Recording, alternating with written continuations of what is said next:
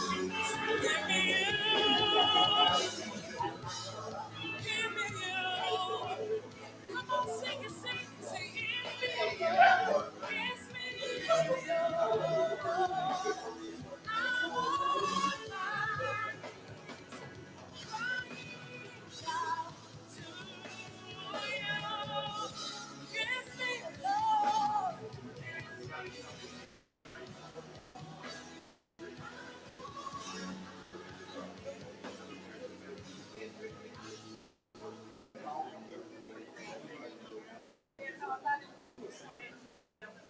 Give me you.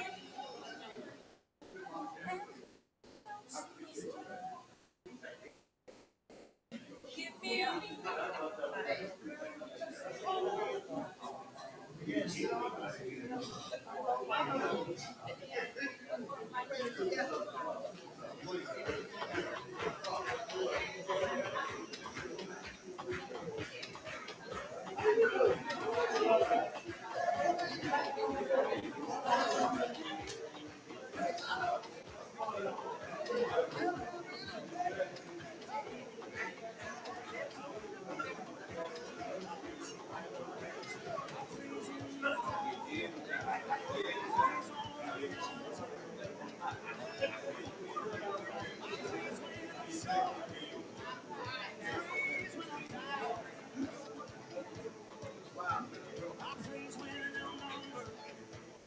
Praise when surrounded, 'cause praise is the water my enemies drown. As long as I'm breathing, I've got a reason to praise the Lord. Oh, my soul, I will praise the Lord. Oh, my soul, I praise when I feel it, and I praise when I don't. I praise 'cause I know you're still in control. 'Cause my praise is a weapon. It's more than a sound. Oh, my praise is the shout that brings Jericho down. As long as I'm breathing, I've got a reason to praise the Lord. My soul, so I'm gonna praise the Lord. Oh, my soul. No, I won't be quiet. My God is alive. So how could I keep it inside? I'm gonna praise the Lord. Oh, my soul. Come on, let me see that dance. Put a dance on this line. If you're grateful, come on.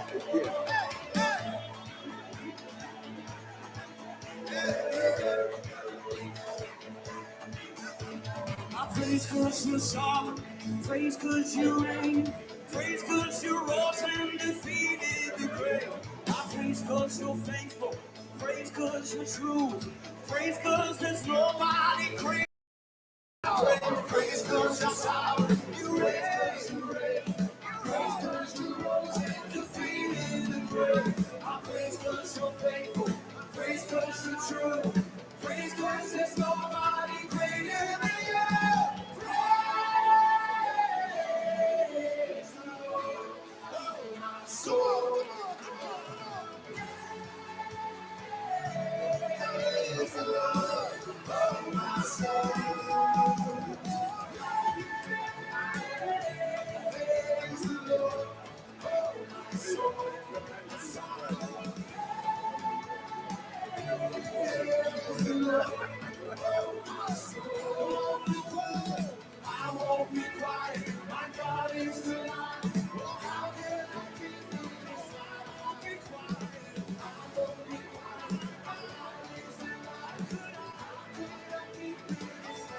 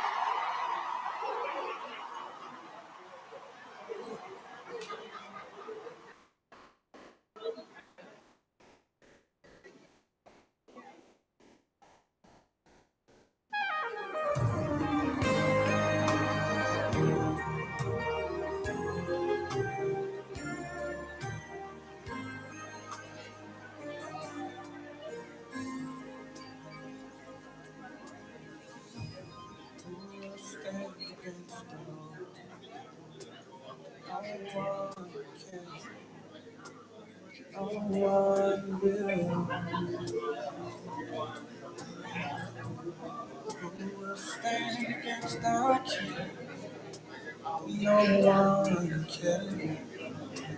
No one.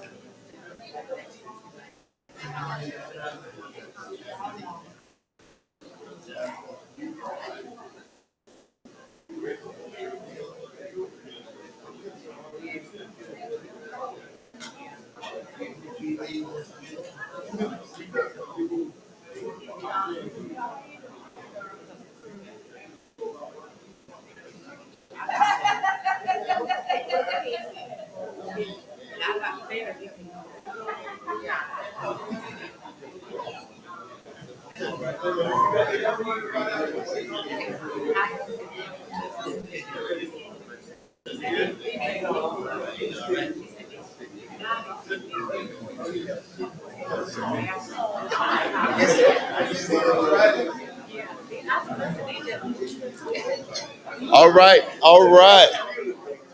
Good evening, afternoon, everybody. So glad y'all made it. So glad y'all here. It's our first for us town hall meeting with the sheriff, Sheriff Scotty Roden, and I'm looking forward to it. Great to be here. Thank God for all of our pastors. If you're a pastor, just wave your hand. Superintendent Joe, I saw Pastor Graham and me. So, oh, you're Pastor Marie? I see you waving your hand. Where your church at? Okay. All right. What we're gonna do tonight? We welcome Sheriff Scotty Roden and his entire staff with us here tonight. Welcome to have, glad to have him. Great to be here. I'm trying to get some understanding and just build a better relationship. Dr. King said something in one of his speeches. Said either we're going to learn how to live together as brothers or perish together as fools. And so that's what it's all about. It's an opportunity for us to just learn from each other, get to know each other a little bit better. Better know each other. We know each other. The better off our community are. I'm not going to live anywhere else but Baker County. So I'm going to do everything I can to make it the best that I can and to work with everybody in charge. The Sheriff Scotty Roden is in charge right now of the law enforcement. And law enforcement is serious. I know him from a long way back. We worked together before I went to Jacksonville. Me and him worked together, and he became the sheriff. And I don't know why I didn't become sheriff. Huh? Am I next? So, but he became the sheriff, and we've been knowing each other ever since. And good people, good interactions, good communications. If we agree, we talk. If we don't agree, we talk, and we move on. And ain't nobody did nothing crazy, and he's just like that, you know. So if you have an issue, something that you're not real comfortable with in the areas of law enforcement, we talk. It's okay. Don't worry. Everybody's not going to blackball and say, you see this car, pull them over, and they picking on me. He's not like that. He want to hear your concerns. He want to hear what's on your mind. And if he can do it, he'll do it. If he can't, he can't. Because just the way it is. Makes sense? So tonight, I hope that we have a good conversation. And I know he's going to give us some good information. And then there's going to be a time for questions. And if you have questions, this is the only thing I ask. Everybody's going to say, I don't use a microphone. But it's live stream. If you don't talk in a microphone, it's not going over live stream. Whoever's watching is just going to see somebody standing up and their mouth moving. And we got a real aggressive, in your face person. That's Angela. She will bring your microphone. She's authorized to bring your microphone and just talk into it just so it can be picked up on live stream. So if you do have a question, somebody out there might be watching and have that same question, they can hear your question, and then the sheriff's office can respond. How about that? So I'm going to pray, and after I pray, I'm going to turn it over to Sheriff Scotty Roden. The sheriff of Baker County is in the house. So that works? Okay. So, Father, we thank you for this day. We thank you for community. We thank you for all of our leaders. We pray your blessings upon every leader that you have put in position. We pray for our sheriff and his staff and administration. Pray your continued blessings of wisdom and guidance and understanding. Pray for all of our pastors. We pray that you would bless them with the knowledge of your will and just continue to fill them with your spirit of wisdom and understanding. Bless our communities. We pray that you will lead us and guide us in the way to make our communities safe for everybody, Lord. That it'll be safe for our children, safe for our grandchildren, safe for our neighbors, that we will work together in peace and in harmony, and that you would just give us all that we need for this season in our lives. In Jesus' name we pray. Amen. Amen. Sheriff Scotty Rowe. Welcome. Thank you. Thank you so much. First, I want to say thank you for everybody for being here, for the great turnout. It's like Pastor Vidal said, and I want to thank him for opening your church for us to come in here to have this with our community. But we learn from one another, and that's what tonight's about. We want to tell you what the sheriff's office is doing. We want to be the most transparent that we can with you, but we need your feedback also. This is where we learn from one another. We will have questions at the end. Some people are not going to want to get up and come to the mic. That's understandable. People don't like to talk openly in open forums. But as a sheriff, I will be here. I will be the last one to leave. I'm going to go ahead and tell you that tonight. If you have a question that you don't feel comfortable asking, I will be at the front podium. I'll be down here, anywhere you need me to be, because I want to hear your concerns. I want you to voice your concerns and let us answer them, and everybody feel comfortable doing so. So with that being said, what I'd like to do is just get started, and because we got a lot of information we want to go through, and a lot of things has happened since January of this year. Some violent crimes that have took place in Baker County that we're not used to, and I'm just going to be as honest as I can. I've been here for 33 years, and this type of violence that we've seen in the past 6 months is unusual for us. So what we wanted to do in the presentation is kind of go back and show you how things were done so we went back to 2022 to 24 and kind of give you some statistics on crime reporting and stuff like that we're obligated by law to report, and kind of show you how things have been trending in the past few years. So I'm going to try to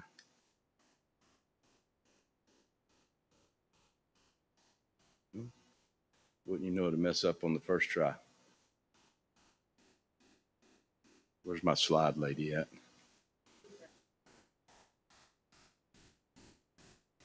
There it is. Next one. So these are our crimes against persons. This is something that we're required to report yearly to have crime stats for Baker County. So if you look at them, we picked out the aggravated assaults, simple assaults, and homicides and manslaughters. If you look at the aggravated assaults, 22, 97, 115, 78. You kind of got ebbs and flows. That's normal activity right there for us in Baker County. Simple assaults, you see 202, 250, and 319. Well, that tells us there's a problem there, because we should not see that number grow the way it is growing. So that piqued our interest to find out what has happened with simple assaults in our county. And our next slide is going to tell us a little bit more about that. If you go to homicides, we had 2 in 2022. We had 1 and 0. Unfortunately, this year in 2025, we've already had 2. But that is usually where we fall. Between the 2, the 1, and the 0. So you really don't see many homicides in our community. Thank the Lord. So if you go back to what we talked about earlier about the simple assaults. So why is our simple assaults so high? We went back to look at it. Northeast Florida State Hospital. This is just their assaults that are reported. You got 34, 93, and 116. You see a tremendous increase. That's patient on patient. That's patient on employee. Any type of crime that is committed in Northeast State Hospital, we have to respond. We have to report it, and it goes as a stat against us. We don't know how to police that because we're not allowed into the facility except for when we are called and a crime occurs.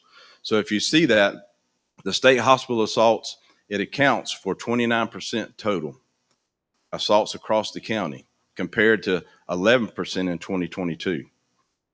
That goes against our crime total, crime rate, and it shows that our violent crime is going up. But that is something that we cannot control. So,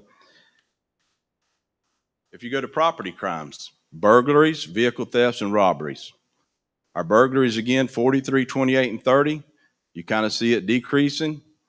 Vehicle thefts 35, 47, 34. Those are ebbs and flows. Some's high, some's low. But we're staying in that same range year after year. Robbery stayed consistent with 3. Drug and weapon violations. Drug violations 220, 187, 215. What that report is, that's just not what our narcotics investigators do. That is if the road deputy pulls someone over, they arrest someone for drugs. That's how those reports are reported. Any type of drug violation is reported. So those fall about in place. Weapons violations 38, 32, 25. You'll start seeing a decrease in that because of the change in the law. The law changed on the concealed weapon carry. If you're 18 years of age, you are allowed to carry a weapon. If you're under 18, you can be arrested for possession of a firearm by a minor. So we see that trend probably going to go down because of the law change.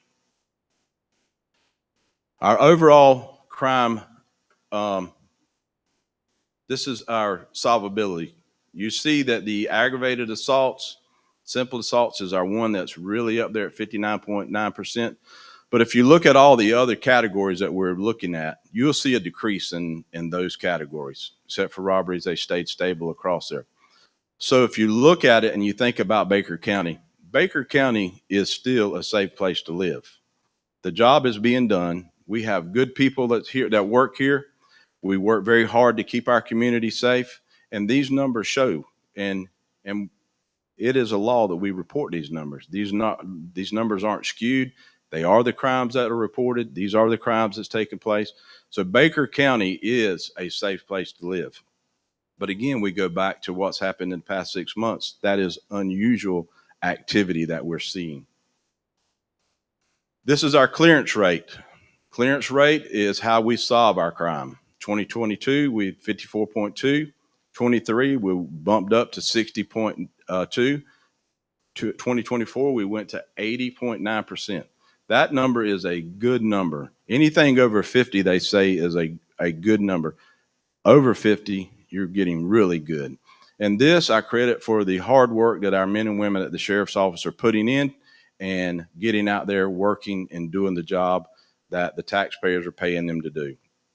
If you look at 23, 24, these are some things that we implemented in 23, technology-wise, and some other things we put in place. I can't talk a lot about the technology part because of the tactical advantage that we'll give people. It's not smart for us to talk about.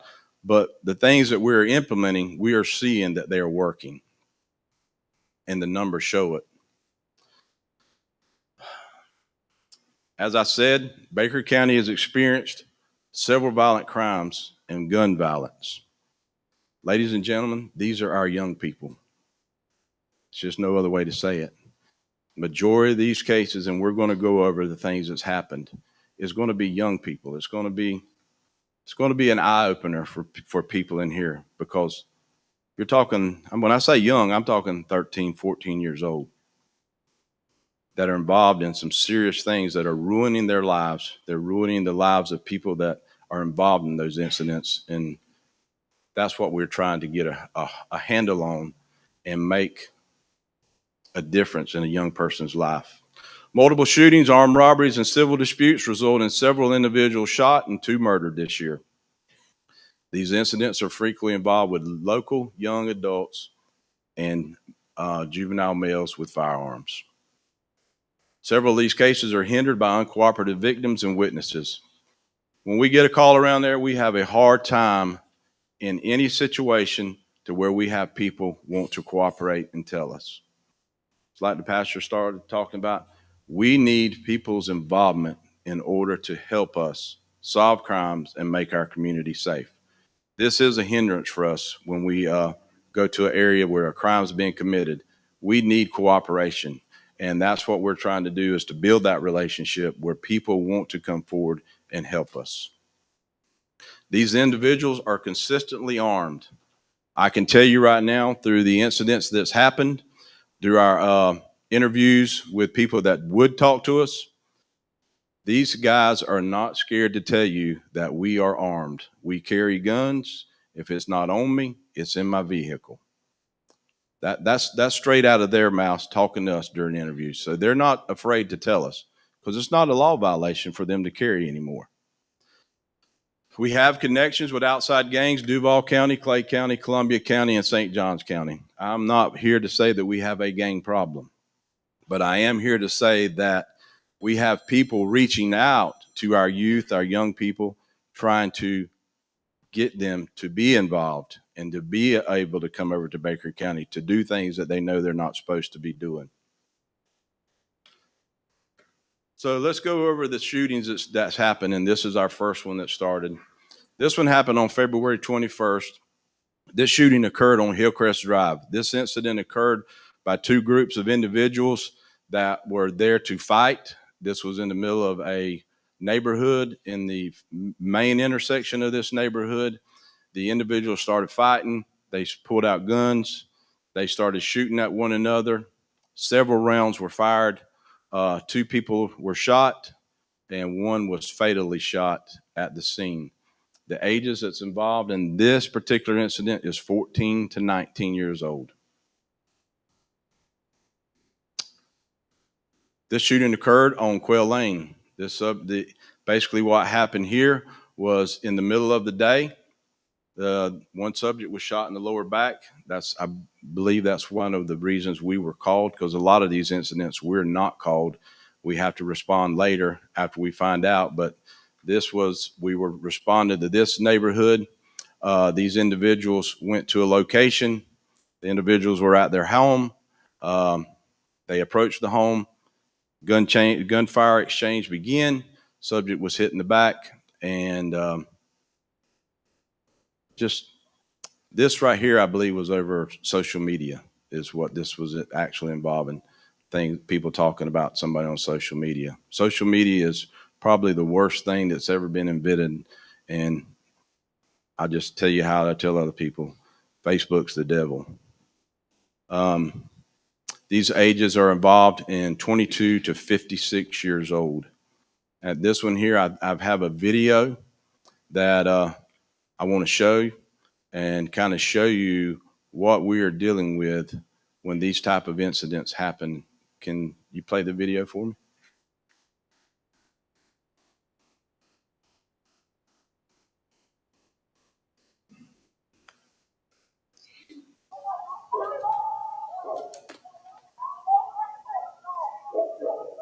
Y'all come over here.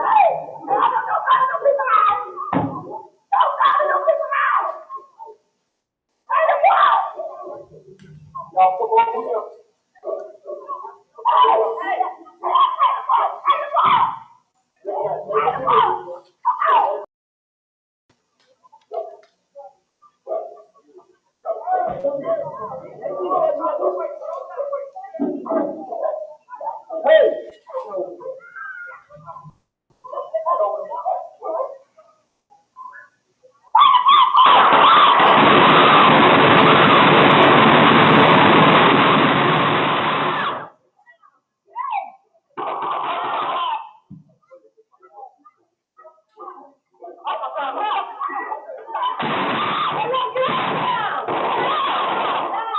The young lady in the red, she's trying to get to her house. There's a youngin' inside the house over there, her child.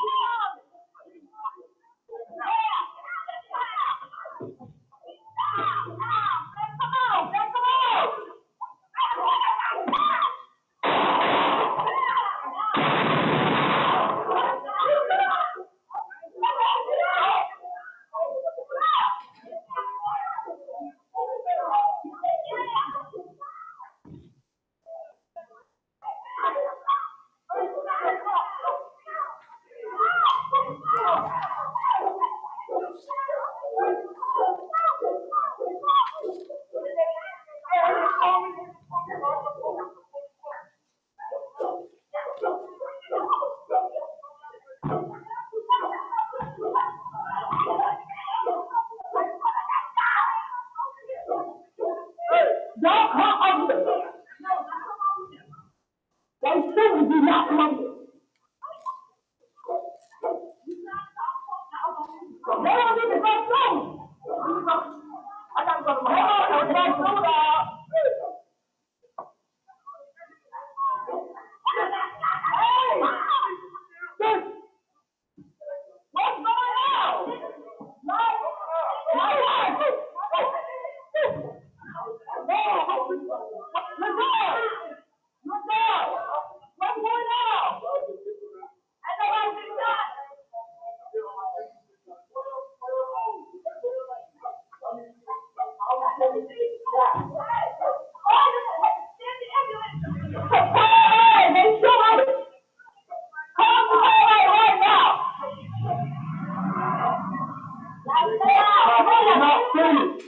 They're not finished. Yes, right now. Hey, get in the house. Hey, get in the house. Oh, you said you didn't know how that hole. I'm not coming.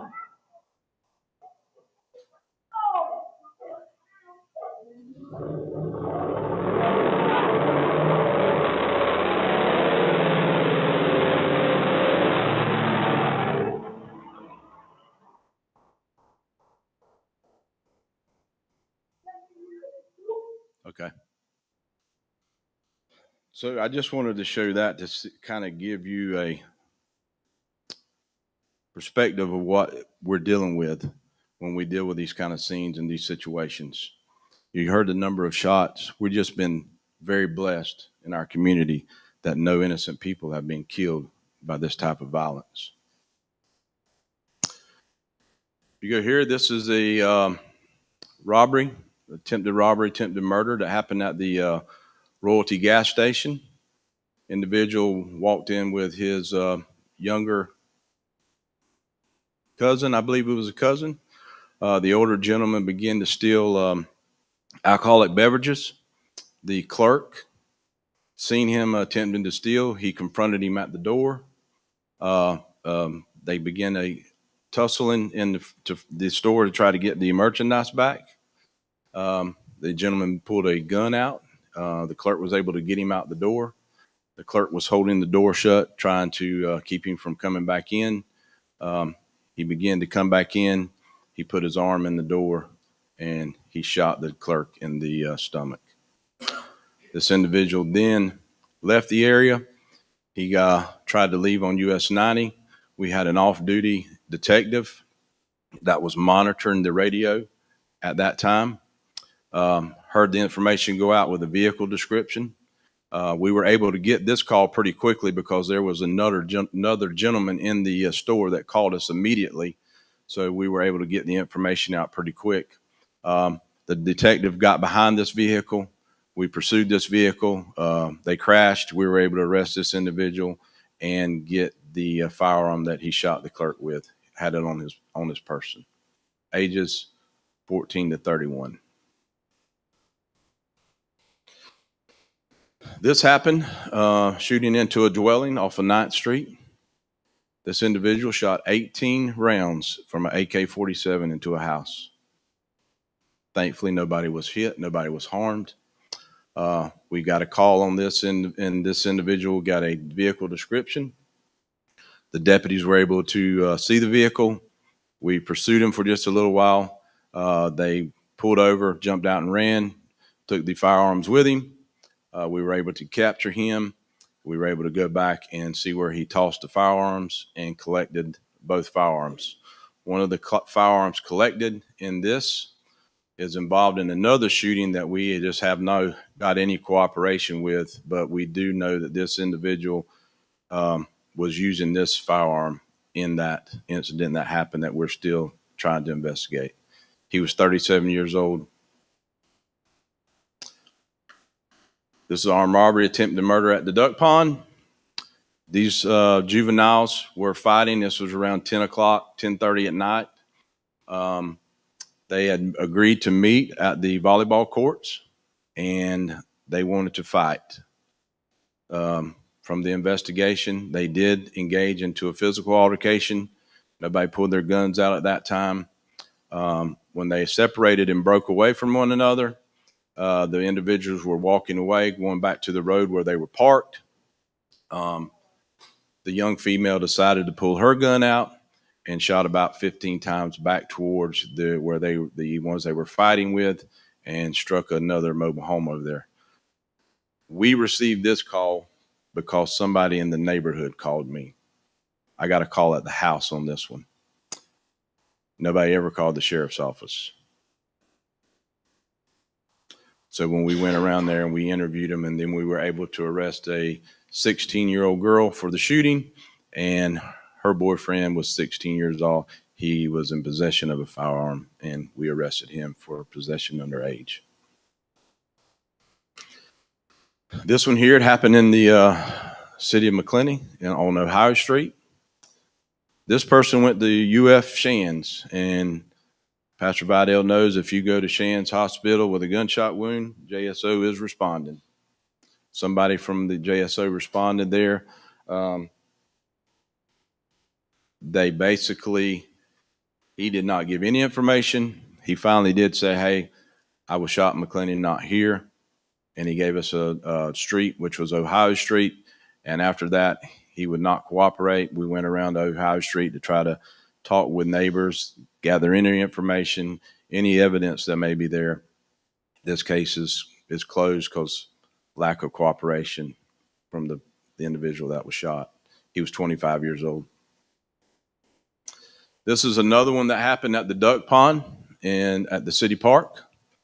This two group of individuals, young adults, decided they wanted to fight. They said, we'll meet at the duck pond. Two of the individuals came in from where the volleyball courts are, if you're familiar, and then the other ones came in from where the football side is, came into the park. They were walking towards one another, and this is the scary part about this one. Anytime there's a shooting, it's always scary. But the scary part about this one is on the 8th Street side where the church volleyball takes place. Church volleyball was going on with several young people in the middle of the city park. Soccer teams was playing, practicing, and there were individuals there with their children playing on the swings and the toys there in the park. In the park. The 14-year-old individual seen the crowd coming. He decided to take a 9mm that he had stolen, fired twice through the park at the individuals that were coming to fight him. They took off, left on foot. We were able to gather some information from the city park through their video surveillance in there. We were able to gather the boys. We did some interviews, gathered enough information of who did the shooting. We worked with JSO's warrant division once we got a warrant on this individual, and we were able to arrest him the next day at apartments in Baldwin. This individual was not from McClenny. All the ages, and there was numerous of these individuals, 14 to 18 years old. June 26th, we had another shooting. Two individuals were shot after they robbed someone on South Boulevard. What happened here with this individual case was they met up with this individual that wanted to sell them a firearm, wanted to sell them a pistol.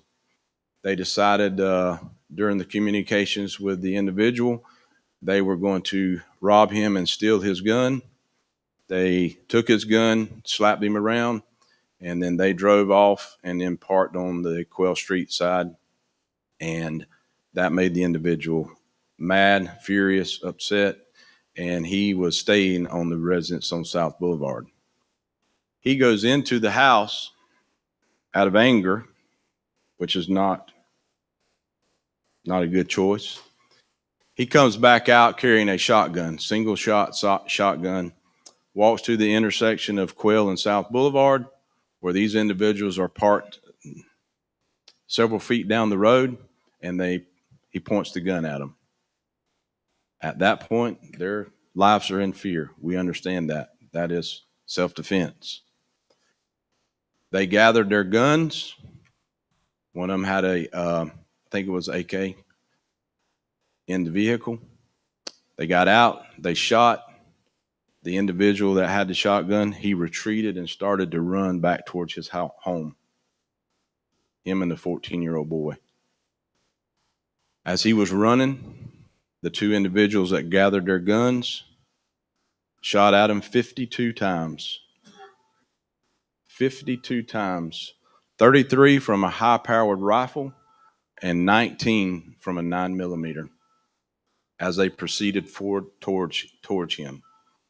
This individual, the 14-year-old boy, was entering his home where he was staying at. He was shot in the back of the calf. The other individual was shot in the back of the head, which came out the front side as he was going up his steps, going into his house. Terrible, terrible tragedy, terrible decisions on both sides. He should have called the sheriff's office before retrieving a gun and coming back out. These individuals had a right to defend themselves, but self-defense ends when there's no threat. And that's the problem that happened with these two individuals. Their ages here were 14 to 63. During this incident, 3 homes were shot into, and the 63-year-old was a victim in this.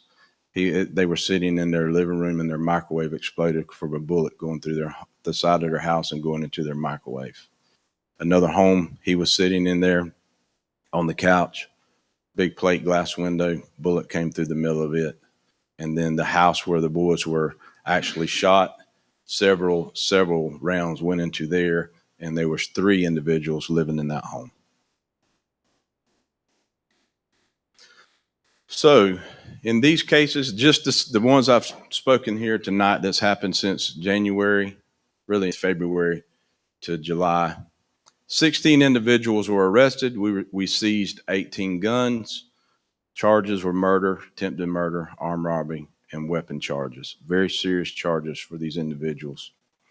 I know we keep hearing that our growth is coming. Growth is coming. Let's be honest with one another. Growth is coming.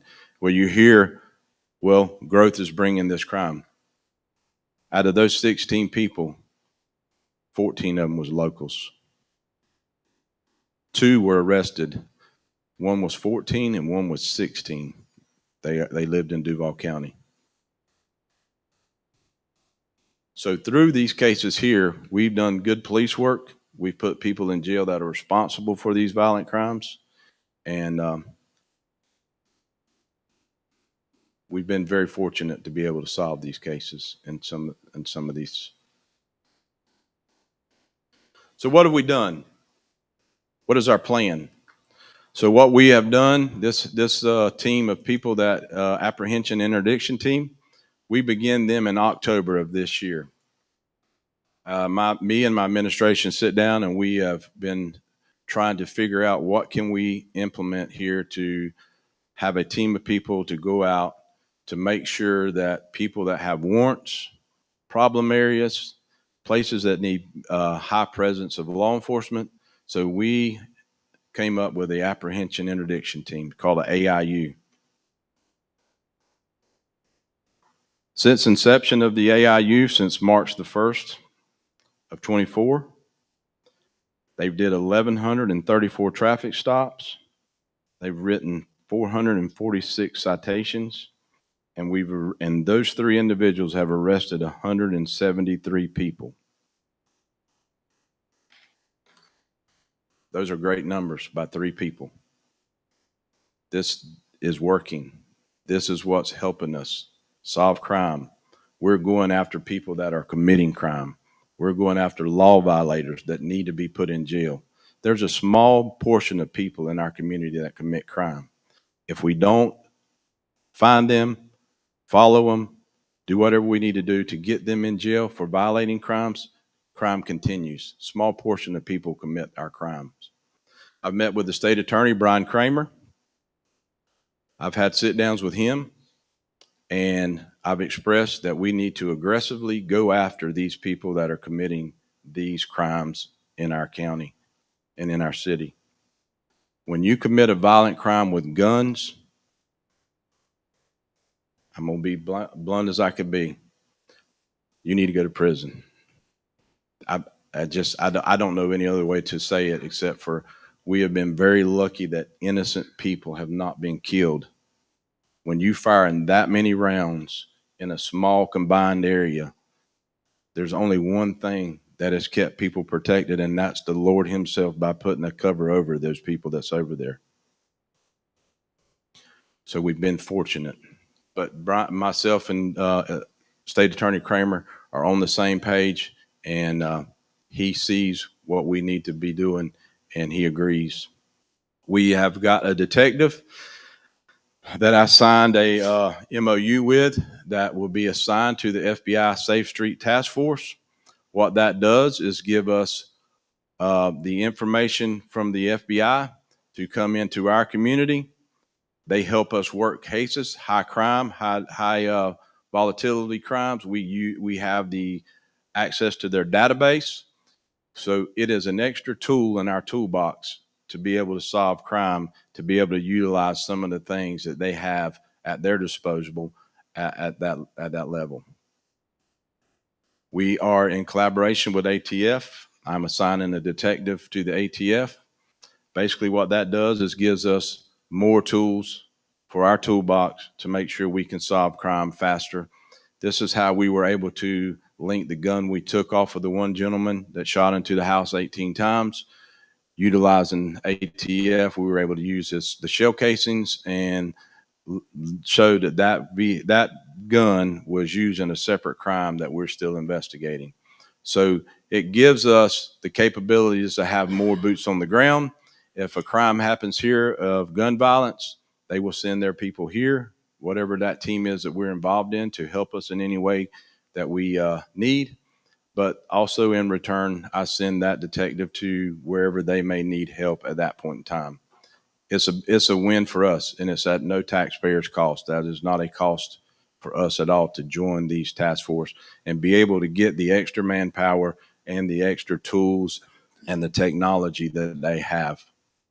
Surrounding gang units. So what I've done is I have a liaison in the detective division that meets with these gang units in Duval, Clay County, St. Johns County, and Columbia County. That detective works individually with these gang units, and if anything comes up that someone in McClenny, Baker County, anyone associated with our community comes up on their radar, we get the call, we go around there, we go to them, we gather all the information. That detective comes back. That detective then relays that information to our 3 AIU individual deputies that are working. At that point in time, it's their responsibility to start working to make sure who these individuals are, who they're accompanied with, what information we can gather on these individuals to know who may be possibly involved in gang activities. Technology deployment. Technology is the future of law enforcement.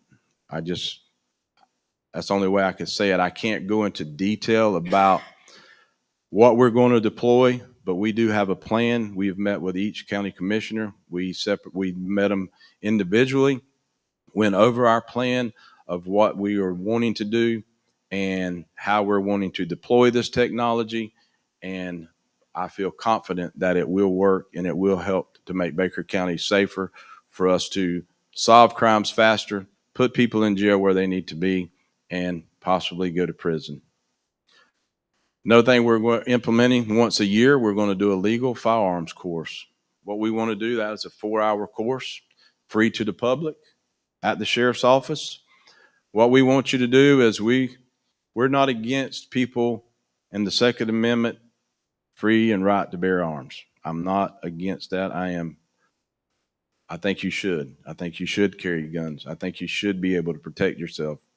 But I think you should be able to know how to use it, how to keep it safe, and most importantly, when to use it so you're not in trouble. Learning the laws of what stand your ground is. What is self-defense? The young people today that are carrying these guns, they have a misconception. That's going to, hope that didn't mess up. Of what the law tells them that they can do. And we want to educate people. This is the best way that we feel that we can do it, is to have them come in, do a class, be there with us. Again, then they're coming to us. They're sitting down with us. We're building those relationships. We're building that trust is what we want to do. We want them to understand before they're going through the legal system because they thought what they were doing was right. Challenges that we're having: high turnover in patrol and corrections. I have some numbers here that I want to tell you what we have. In our law enforcement, 42% of our deputies have 1 year or less of experience. 58% have 3 years or less in experience. Our corrections, 43% have less than 1 year of experience. 65% have less than 3 years. We're losing people to other agencies because we're not competitive in salary. We interview these people when they leave. They're leaving because of the salary and they're overworked. Go back to the numbers that I just gave you. In our corrections division, I'm 7 deputies down. In our law enforcement, we are 8 deputies down. That makes us, when we're that far down, mandatory overtime. When you're mandated to work overtime, you're taking time away from your family. You're not able to go, and that begins to put stress on that individual and their family, their spouse, and it doesn't end good for us. And that's why we're losing people. Negative media narratives. Law enforcement's not a popular job anymore. Negative media narratives.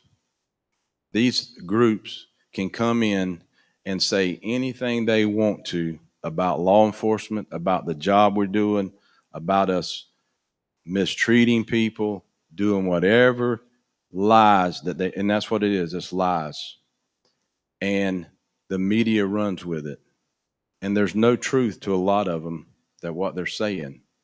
But it's negatively impacting the people that work in this profession, in our corrections division mainly. Our biggest is ACLU. I'm just going to say it. They say things that is just unfathomable what they say with no backup regarding to what they're saying, with nothing, no truth whatsoever. Social media. In a small community, social media, as I said earlier, I still say it's the devil. People get on there, and deputies that live in our community, they have husbands, wives, children, parents, and they have to listen to what's being said about our agency and them individually. That takes a toll on people. That takes a toll on them. One, you're asking them to work many, many hours to go out here and protect and serve our community. And then they have to listen to this garbage on somebody that has no clue usually what they're talking about. Negatively impacts them, causes them not to want to be here. Increased violence against officers. We all see it. You see it in the national media. Officers being ambushed, officers being called somewhere where there's no call for them to be shot, killed, harmed. And law enforcement is just not a job that is attractive to people right now. And that is a shame. Our other challenges is our investigative platforms. They're not integrated. Things that we're using is outdated. Current system requires multiple search locations to gather information, causes us more hours, more searches, more time, more work on a detective that is trying to solve a case and work a case. Current system makes it difficult for timely to gather analytical data. That data is what they need to move forward on that case, to solve that case, and do it in a timely manner. It affects our fire and rescue services.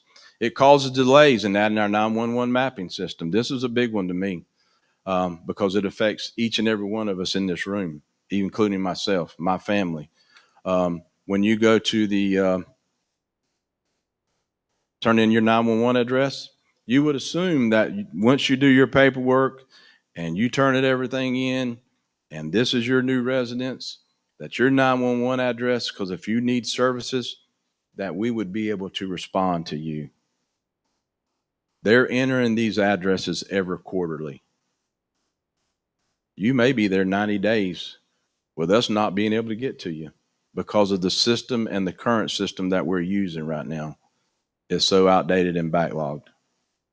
That's unacceptable to me. That's unacceptable that somebody in this room, you may not need law enforcement, you may need medical attention, you may need something for your loved one. And it's going to take us that extra second to try to find you or try to get to you. That extra second can mean life or death. That's unacceptable to me. So we're working on things to upgrade this, and that's what we talked about in some of the technology part of it.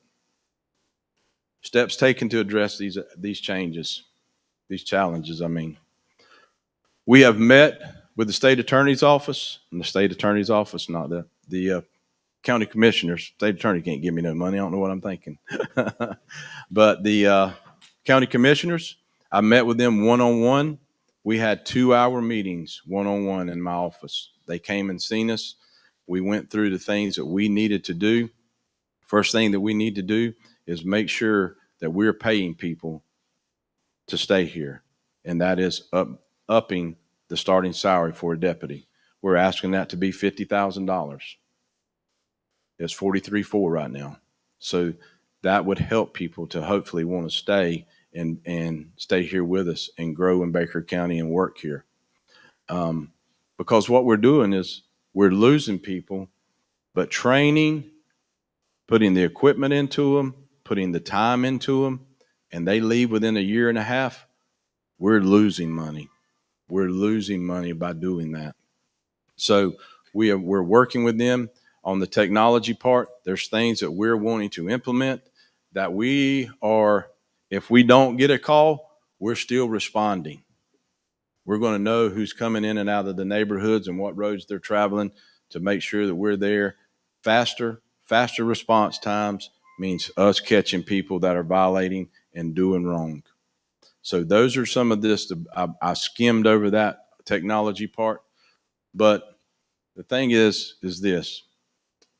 I was elected to make sure that this county is safe. And I want everyone to know, and the group is much larger than we had in McLennan, and I appreciate all of your time, all of you being here tonight. But my job is to make sure Baker County is safe. We are doing everything that we can to meet that challenge. We're ready for the growth. We're ready to do things to make Baker County safe for you to have your family here, to let your family live here, grow, and have more family come. That's what our goal is. And that's something that, as long as I am sheriff, that is something I'm going to fight for every day, each day, because that is what you put me here for, to do that. And I give you my word. That's what we fight for and do every day. Make Baker County the safest place for you, your family. I heard a gentleman say something. I think it might have been Pastor about it. He's not leaving Baker County. I'm not leaving Baker County. My family's not leaving Baker County. I've got kids that are going to grow up here, have their kids here. And when I do leave, I want to leave it the safest it has ever been. And that is my goal. Every day I wake up and come to work, that is what I focus on. My administrative people focus on it. And the deputies, the men and women of the Baker County Sheriff's Office, they focus on it. And I'm proud of the men and women that we have at the Baker County Sheriff's Office. And I'm more proud of the job that they do every day, because it is a tough job. This is not little Baker County anymore. We are growing and we're seeing different things that we are not used to seeing, and it's unusual in the violent crimes.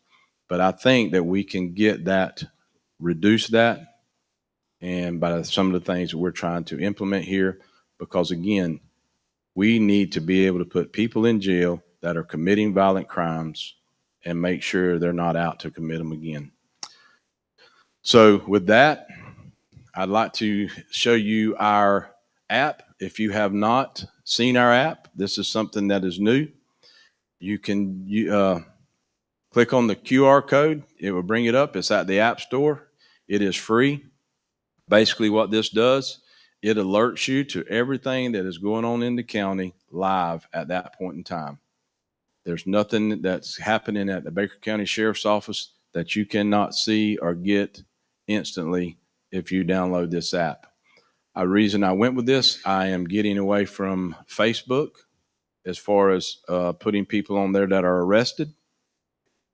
I've thought about it, and I just did not like seeing some of the comments that were on there negatively impacting the families of the people that are arrested and some of the victims. So I'm getting away from that. Our Facebook will be basically positive things that are happening in the community, positive things that is happening at the sheriff's office, and that is where our Facebook is going now. So our app will be able to upload, and people that are arrested, our reports, anything that you need, it's simply to use. I can use it, so it's got to be simple. This is our new website, www.bakerso.com. It is our new website. We're proud of this. This is another source of information that you can have. This gives you inmate searches, sex offender searches, basically anything to do sheriff's office wise. You can call and leave information, leave tips.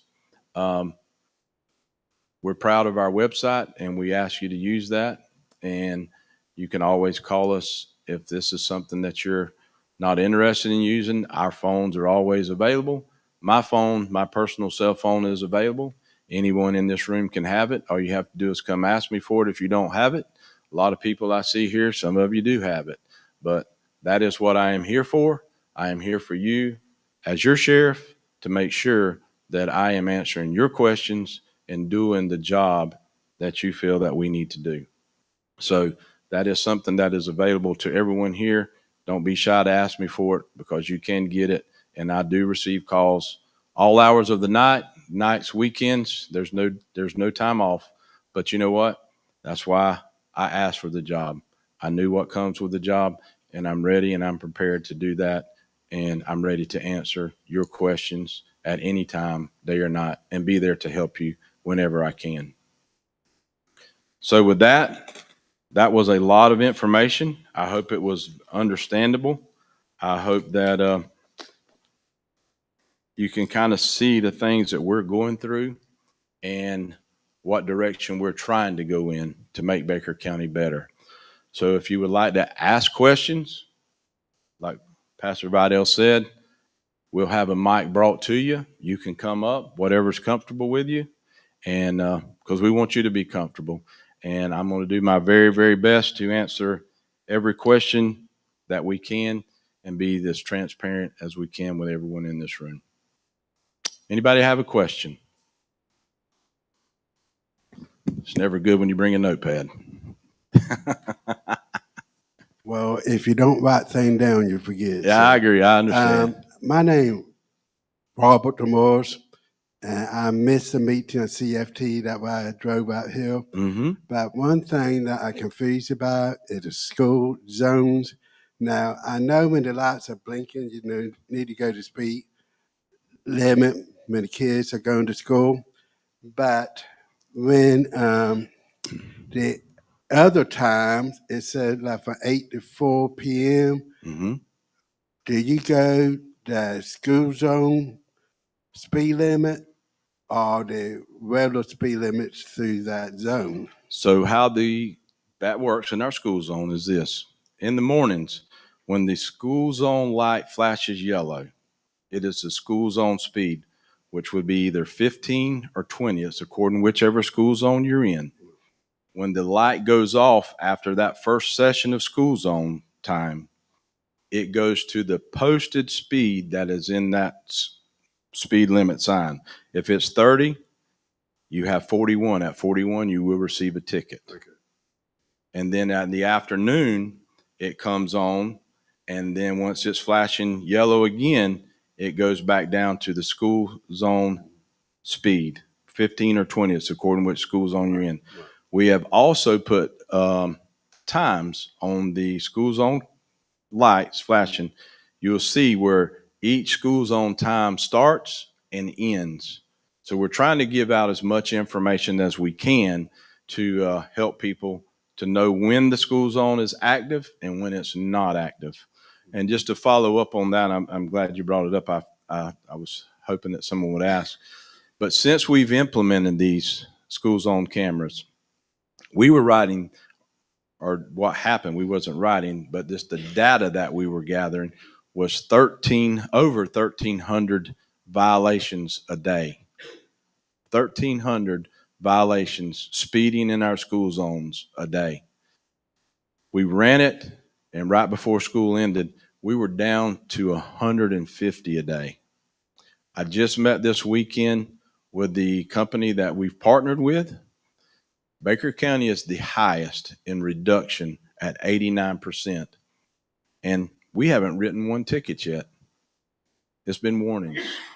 But I did receive one of your citations. That's the reason I asked him, because I was confused. Right. And again, when we entered into this program, I decided to have someone in-house. I didn't want people from Baker County having to call California, anywhere else to get help. If there's something that's going on, you disagree with the citation, you think it was improperly written or given to you, you call us. I have a specific person that takes care of this, looks at the citation, looks at the camera, make sure everything's audible, working, and make sure the lights are flashing. We did have problems in the beginning, I'll be honest with you. Some of the school zones where the lights wasn't flashing correctly. It wasn't right on the right time, so people were receiving it. We got that information back to us. That is fixed. We have personally went out there and made sure that all of the lights are flashing properly, and that make sure that the times are correct on all of them also. Some of the times are off. So when we did implement it, we did have some kinks. That's why we went with an extended period of warnings. And next week starts the real deal. Anybody else? Right here. Can you tell me the proper procedure to get speed bumps? Our church is off MLK, and citizens drive up and down MLK going 70, 80 miles an hour. It's reckless, it's dangerous for our members, it's dangerous for the school, the children that are there. And I have gone to council meetings several times. I have written letters, I have sent emails, and it's to no avail. The county has to implement speed bump. I can't do that. I would instruct you to go to there. You may meet with Mr. Troy. I think that he had some input in Margaretta. The mayor of Margaretta. As I was instructed, the mayor of Margaretta. He can help you and see how that process worked for him. I do agree that I wish they would put some in smaller community in some areas, because it does reduce the speeding, and it's a safety hazard. Like you're saying there at the church, we get a lot of complaints about speeding on Martin Luther King. We get a lot of complaints on speeding all over the county. Speeding is probably one of our number one complaints of people in Baker County. But I would instruct you to go to the county commission. You can speak with Sarah Little. She's the county manager. She might be able to point you in the right direction of who to speak to and where to come out and what the process is to start. But the sheriff's office we don't implement speed bumps. Right here.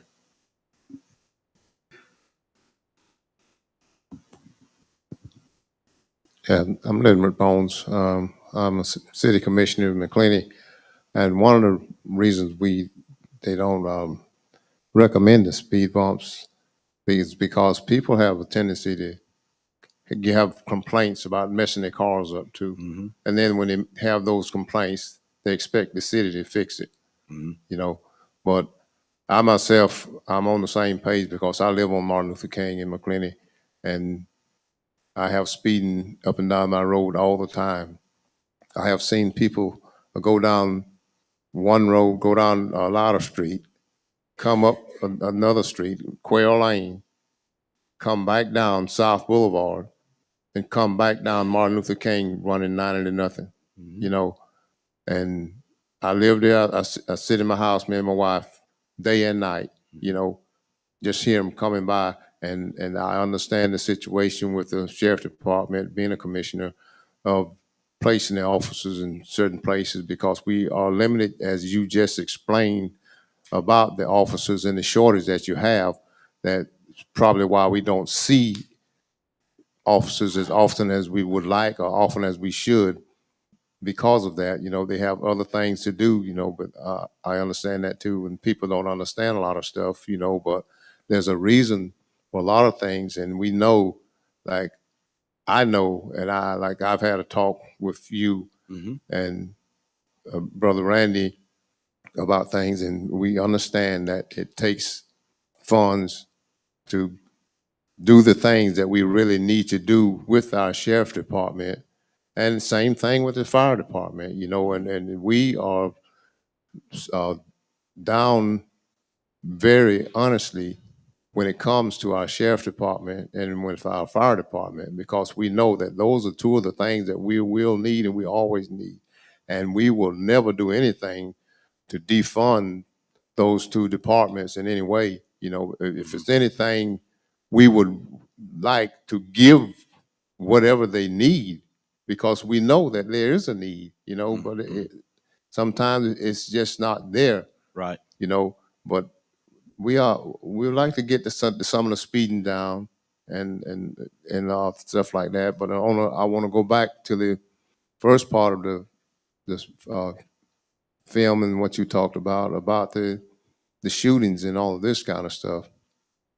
I was having meetings with you Mhm. and Under Sheriff Randy and Elder Joe at his church, and we had a few people that was concerned enough to come to those meetings. Mhm. We didn't want the shootings and stuff to start in McClenny like they are in Jacksonville and everywhere else.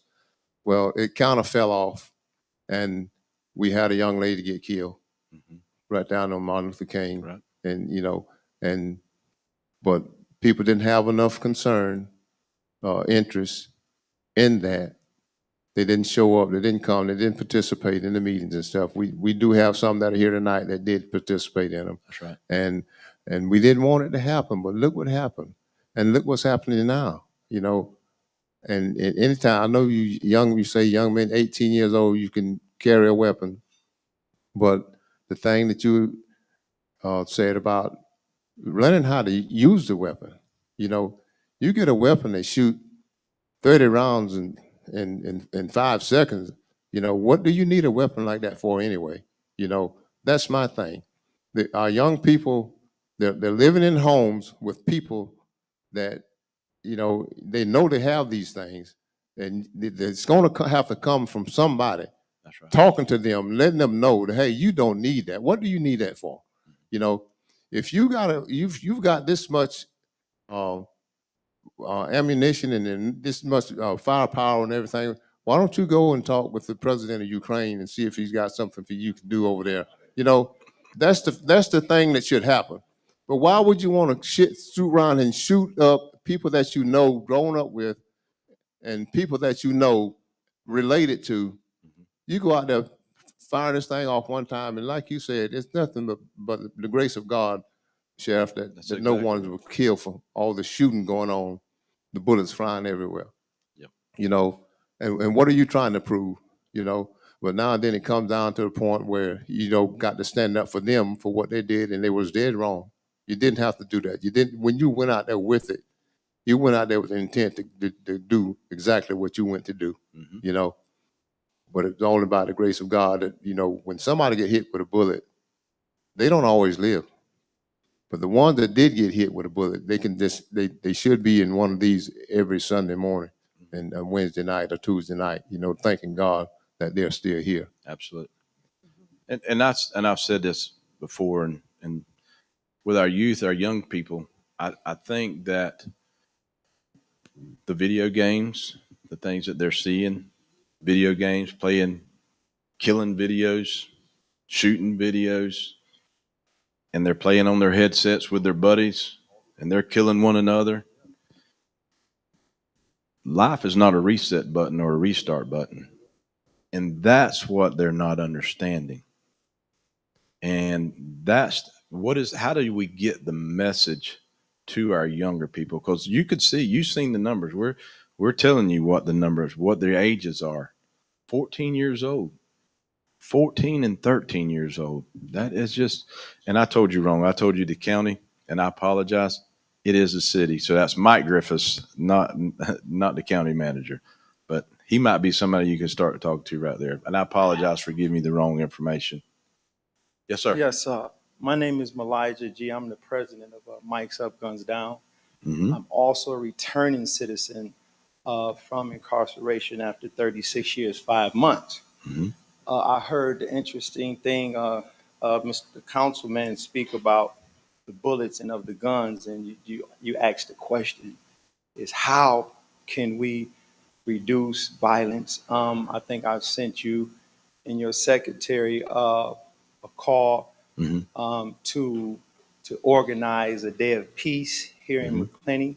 Recently, all of you know of the recent armed robberies and deaths in McClenny. We give, first of all, prayers to the victims' families and to those who have been impacted by those crimes. Mm-hmm. But our organization, sir, it deals specifically with at-risk youth, those individuals, young men, because I was 17 years old when I went to prison for life. Mm-hmm. I did 36 years, 5 months. And I noticed that the same environment, the same things that was familiar with me that caused me to go down the wrong path, I see it now with the young men and women that I work with every single day out here in the neighborhoods. So we have these meetings, we talk, and there's a lot of elders here, and I see that they're tired of crime. They're tired of having communities that are unsafe, that you can't now even go play. Your children can't go play because you made a stray bullet. So, and you got a lot of elders, they're afraid to come out because of this, this crime that is moving forward. So, just to the question of what do we do, and we look at the statistics.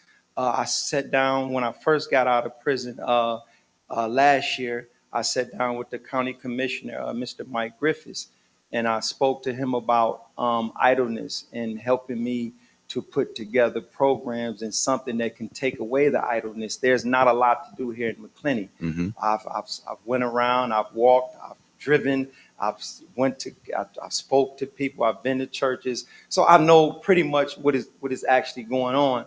So I would say that along with these meetings here that we have for the public, we should have follow-ups, and we should, do to move forward to putting together programs. And we have great programs deal with conflict resolution, programs that deal with substance abuse, and all the things that plague our communities right now, today. So I challenge everyone here, specifically the sheriff office, because there's a lot of youngsters, when I say young, I'm saying 14, 15 years old, they're playing with guns, they're playing with switches, and That's right. they're getting influenced by hip hop and all these different things. But we have programs that address all these issues.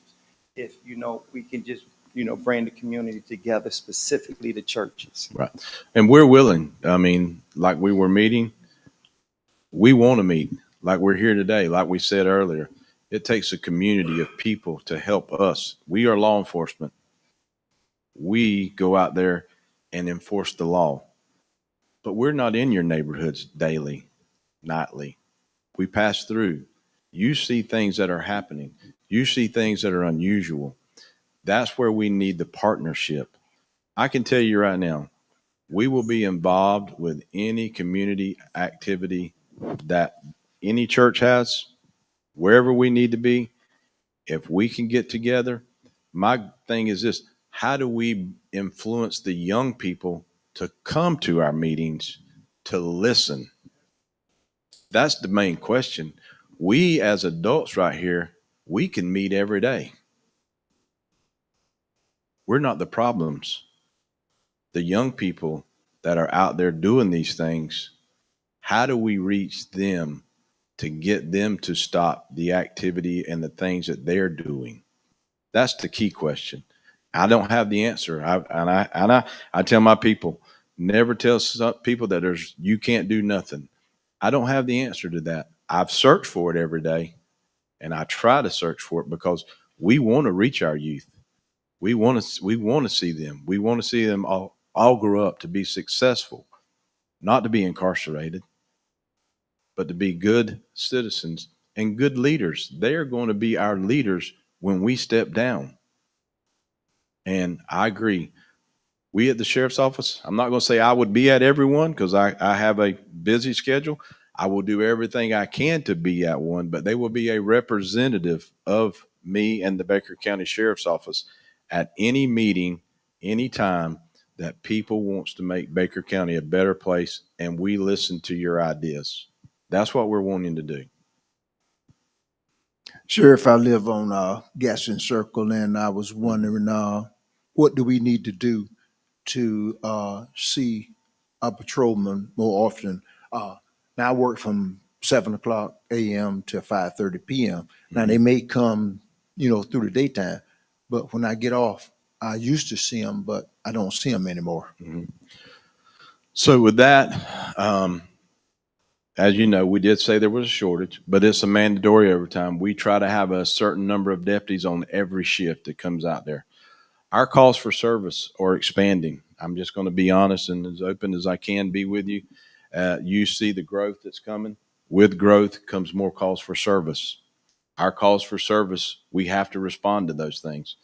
That is another. If you called and said, "Hey, we're having problems on a certain road, whatever road you may live," we will put that out there to our deputies in their cars on their computers to be more visual in that area for speeding, suspicious activity. Another thing we're using with our AIU people is that when we receive a lot of calls for certain criminal activity, whether it be speed and reckless drivers, we try to filter them to that area because those three deputies, their specific job is to focus on the task that we assign them to. They're not to leave. If it's somebody with a warrant, violent crime, criminal, their job is to hunt that person until they find them and put them in jail. They don't have to break away to go to calls. But other deputies, we have to respond to calls for service. What we do, and again, being openly and honestly as I can, we put that information out. That zone deputy for Sanderson may say, okay, I'm going to go to 5 Churches Road because we're getting complaints. If he gets there and he parks there for 2 minutes and another call comes out, he then has to leave there and got to go answer and respond to that call. It's not the popular answer, but it's the truth. And that's what we're trying to deal with. We need more people. And with growth coming, we're going to need more people because when growth comes, more people come, calls for service extend. And when more people, sometimes crime raises. But we're out there just as much as we used to be because we do keep that same number of deputies. And since I've been sheriff, we have increased the number of deputies for patrol. So we're doing our best to do that. Yes. Hi. I just wanted to go back to you asking, like, what do you think that the sheriff's community can do in regards to the youth involvement? Mm-hmm. I'm actually been working with a land acquisition company that's doing the Charlie Road Drive property expansion out there.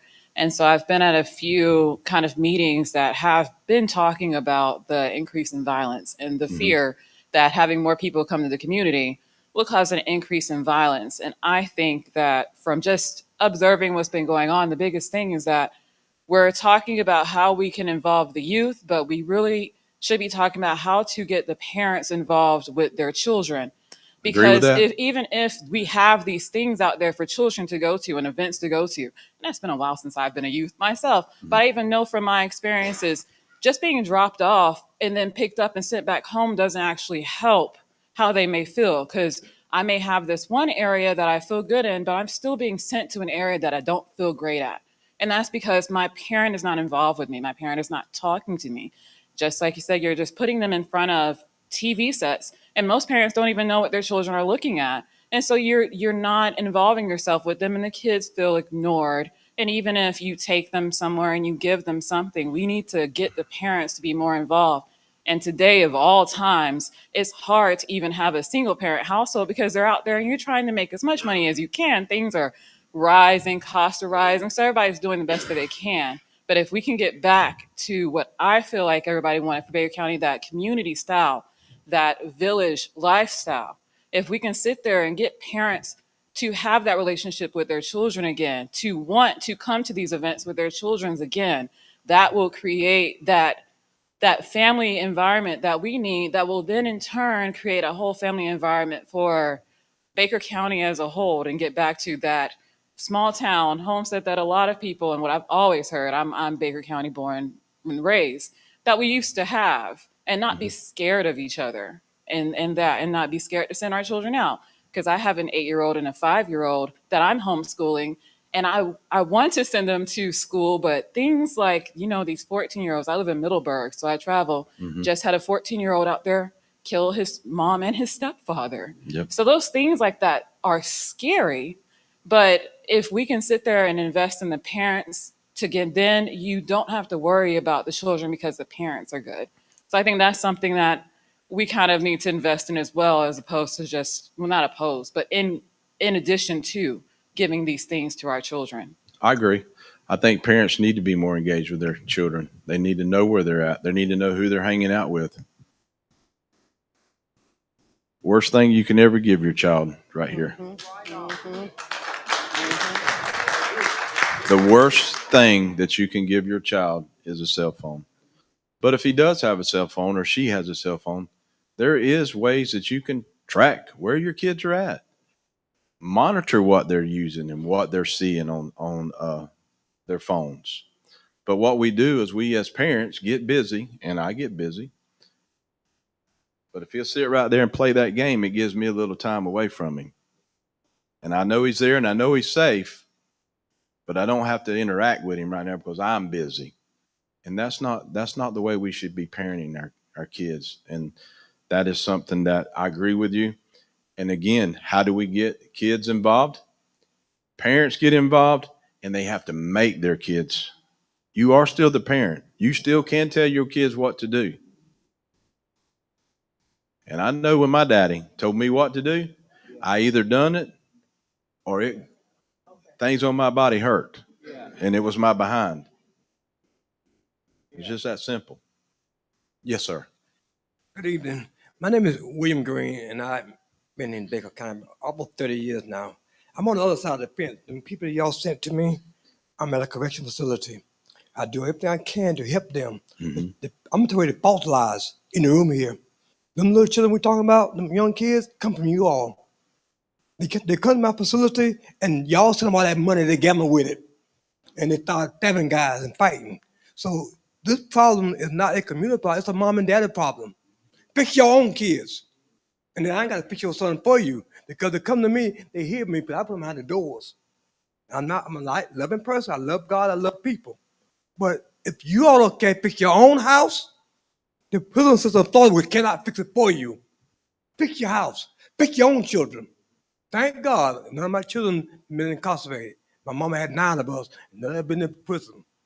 But my daddy used that same belt that he talked about at a young age. Take them cell phones away from kids. In the prison system now, they're going to have phones in 2 years.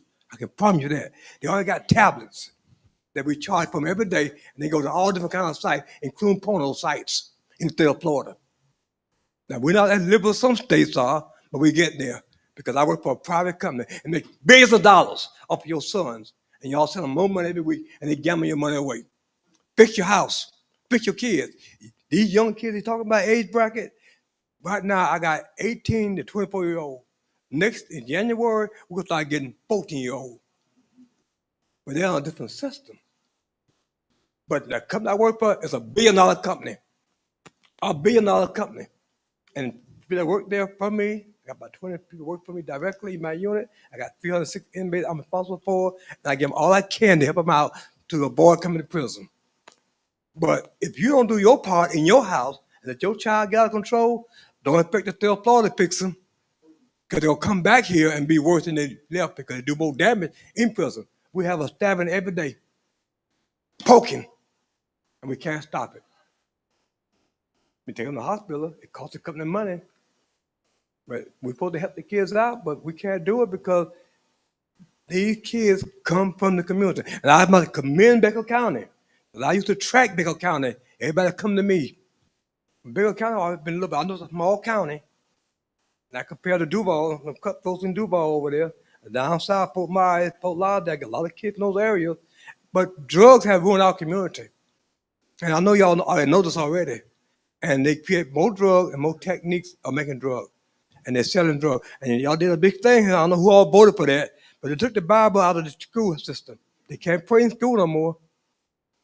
Now, I don't know who voted for that amendment, but they can't do that no more. And I know a couple of weeks ago, last week, this church took a lot of kids to Wild Adventure.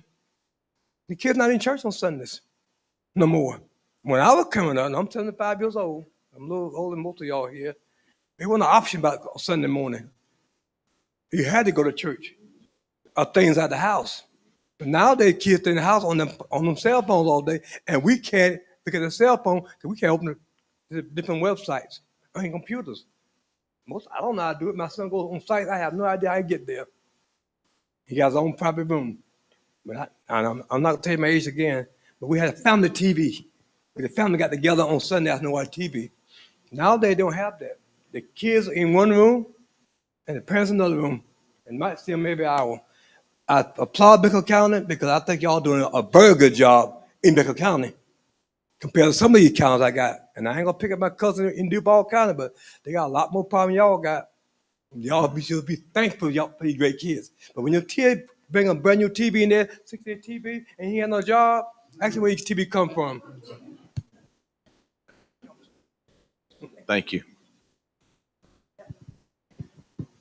Let me, I'm Pastor Royce. I just want to piggyback off what Brother Green just said. I got two grandsons that's been in prison for about 11 years. And it's our responsibility as parents to raise our kids. I restricted my grandboys for things that they couldn't have. But I had people within the church slipping into them. They've been in there 11 years or 12 years, whatever. Not one person that was slipping them stuff that I restricted had put anything on their books. They called me. And I'm saying, I told y'all. You understand what I'm saying? And we got to take charge of our own children. I use this right here. They ran away from me. So when they ran away from me, they went to Duval, and Duval said I couldn't come get them. They ended up in prison for attempted murder. 15 years of their lives are gone. Y'all hear me? We can't be, they were saying I was too hard, but I knew the mentality of them. I knew their DNA. I knew how crazy their parents were, and one of them was my son. So I tried to straighten them. But then the community of my church helped send them to prison. And I just talked about this Sunday. We have to take charge. And let me raise my children. They ain't your business. Let me raise. If I'm not abusing them, let me raise them. Don't tell those kids that I'm taking stuff from them. I know what they need and I know what they don't need. Amen. Now I raised 4 children, and I was tough. I don't play. You raise up at me. I ain't calling the sheriff. I'm going upside your head. Well, you didn't hear all that. I didn't hear that. I mean, that's what I did. And so you ain't gonna be in my house and rule my house. When I got my grandkids out of Jacksonville, the judge told me certain things I couldn't do because of whatever the situation were when they assigned them to me. So I told the judge this: no child is gonna rule my house. I'm sorry. So if they don't want to come or you don't want them to come, fine. But they're not gonna rule my house. I'm gonna rule my house. So the judge told me, we got through the process. He said, do what you got to do. There you go. So that's what we have to do. We have to chastise our children. That's what the Bible says. Amen. And so I love my grandsons. I mean, they've been there for, like I say, 11 years. I talk to some of them sometimes 2 or 3 times a week. That costs me. I'm putting money on the books. And none of y'all, we ain't y'all down. I'm just saying that. It gave me no money. Amen. I put money, the state charged me just to send them money. I said, Lord, help me, Jesus. But anyway, we got to take charge of our children. No child should rule your house. There's no child, 2-year-old kid, and you can't make them, please. Well, let me say this and then I'm done. I had to get onto a kid the other day and told me it was going to make a bomb. I said, what you going to do with a bomb? I'm going to blow up a house. Now, that's a kid. And that scared me. I said, I know you playing, but that grew up in your head, and what they're doing, they own these cell phones and they're roadblock and all these things that they are listening to, putting ideas in their head. Now, right now they probably think that that's cool, but that thing grew up in them and it becomes a reality. I'm saying it might be my church and my house they blow up. So we got to stop them. So correct the children. Don't just say, oh, they're bad. No, they're not. It's a spirit out here, whether you recognize that or not. I know, amen, the sheriff is not here to deal with the spirits, but me and Pastor Vidal and Pastor Graham, we have to deal with those spirits. Amen? So thank you. And just going off of what those two said, I can tell you the frustration part for us in law enforcement is when we are dealing with young people that have done something, for us to engage with them or have contact with them, whatever that criminal activity is. You would be shocked at how many times they want us to call their parents to get there. You know why they want them to get there? Because then we got to argue with the parents that they didn't do nothing wrong. And we're caught red-handed. That's what we deal with as law enforcement in our community. And that happens more often than you think. And that's the frustrating part for us. Because, and you should, as parents, have your children's back. But sometimes your children makes mistakes. And we want to fix that where they don't continue to make mistakes. But if you go in there and support them in mistake after mistake, we cause problems, then they wound up in our custody and then in this gentleman's custody. So just kind of piggyback off of what you said. I see it because parents are taking up for their kids when they're wrong. Anybody else have any other questions? I got one on this side.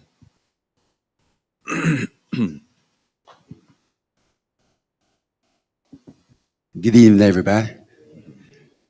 Someone asked about the bump stops. She's leaving right there.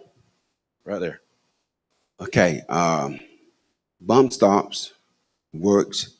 They do works, but it's a process. It's a process that you have to go through. You got to go before the county commissioners. You got to plead your case. I went 2.5 years pleading the case Yes, he did. for safety, safety. And I believe they listen to safety. And what is your concern? Speeding.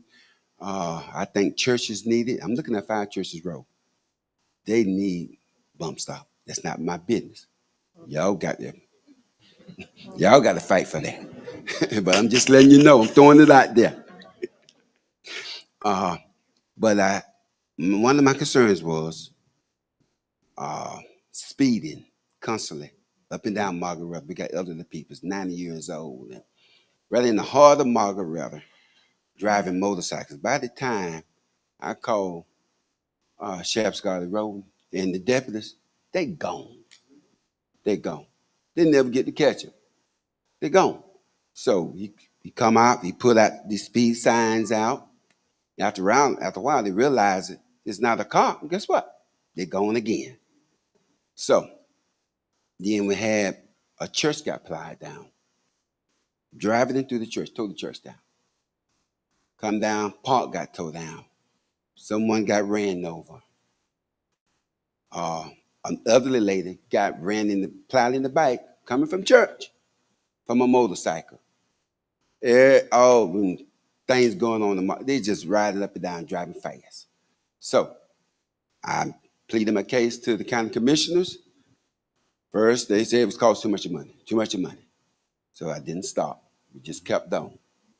We worked with them. We didn't go down there arguing. We didn't go down there trying to be mad and be who teddy bear. It wasn't about that. I'm helping you, you helping me. Our community need help. And that's what we fought for. 2.5 years later, here we go. We got them. So what I'm saying to y'all, you have to go down there, plead your case. What is your concerns? What is your concern? Go before that county board. They the one make the decision. They the one got to put the money out, make decision to how much it costs. Yes, we pay taxes, but yet and still they got to go by different numbers too. Was it kind of frustrating? Yes, but consistency. This is what we liking of at time. Go down there one time and make a phone call. Oh, it don't work. So we stop. Okay, it wasn't serious enough. Make it serious enough. How serious is it in your community? Somebody driving fast down there can hit a baby, can hit an elderly lady, can hit another car. How serious is it? I'm in the back of my pastor. I'm hearing it. I'm just getting the chills, knowing that something finna crash. To the point, I just said enough was enough. So that's what I did. He was there plenty of times. I was saw there. me there. Mm-hmm. Yes, and it works. Speed bumps works. You want them in your community, you got to go and plead your case. Plead your case. Number one, safety. They care about safety. So please, that's all I have to say about it.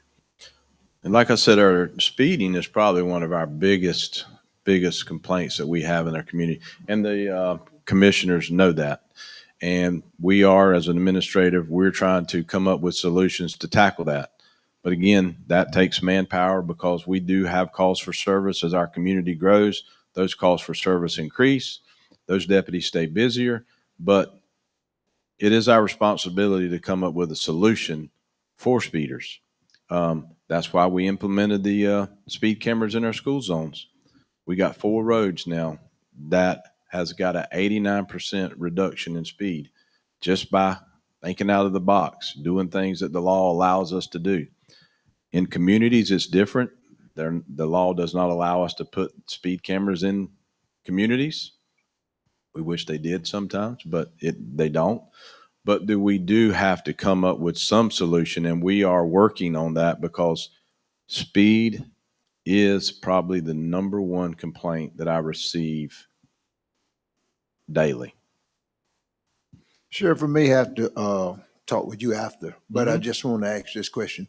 We as the graveyard department, we got a problem with 4-wheelers, and I may have to talk with you after, and that'd be good too. The committee may have to talk with you if that.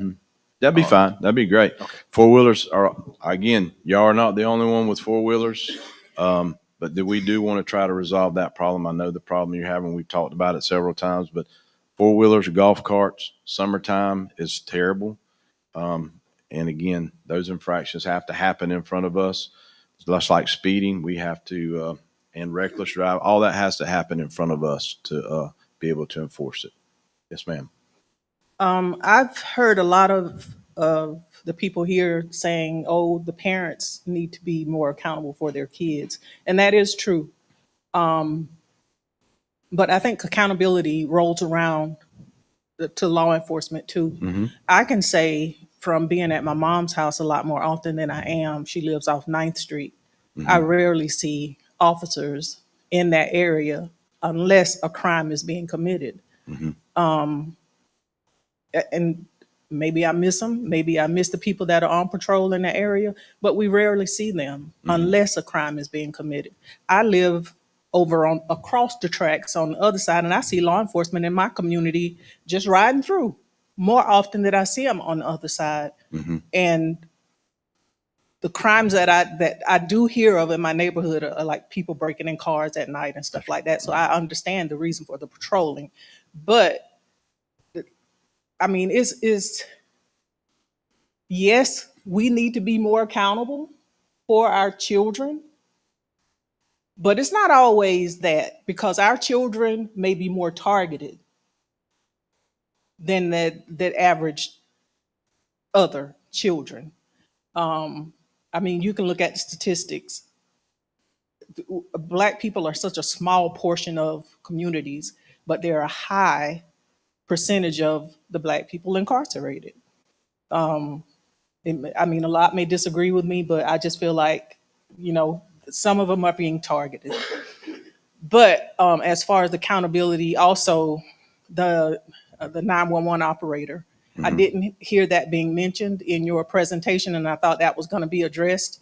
What is it that you guys are doing? Because I understand that you said that the funding was not there for these people to be trained.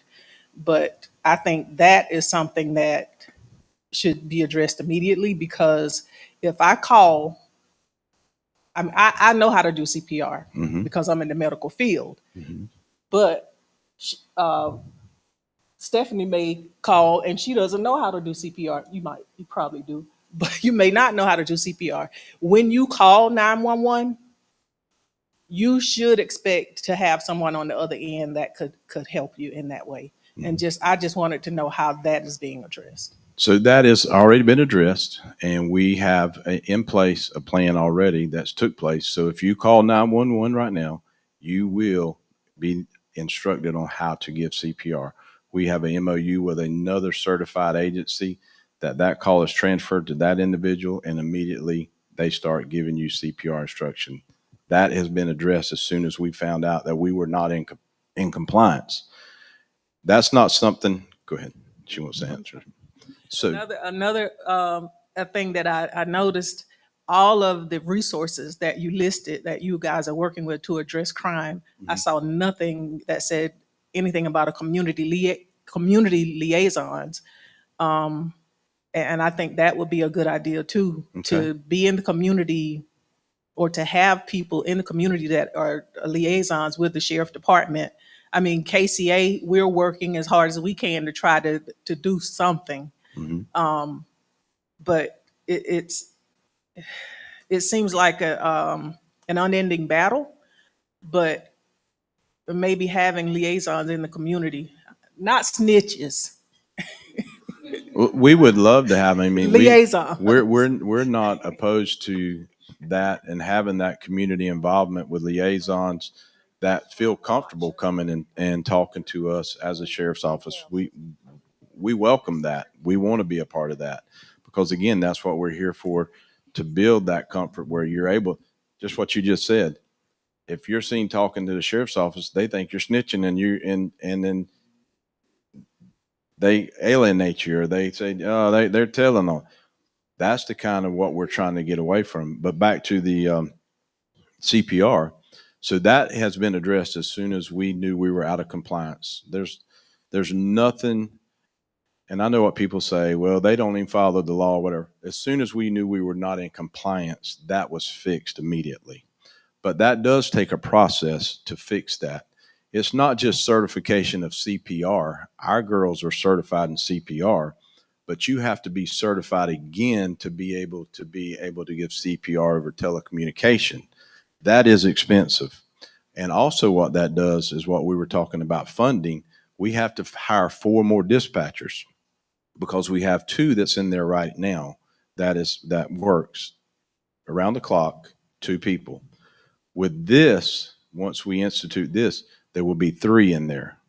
Because once that individual answers the 911 and just say, if you call and you didn't know CPR and we were on that call with you, we cannot hang up. She cannot answer another phone. She cannot dispatch anybody else.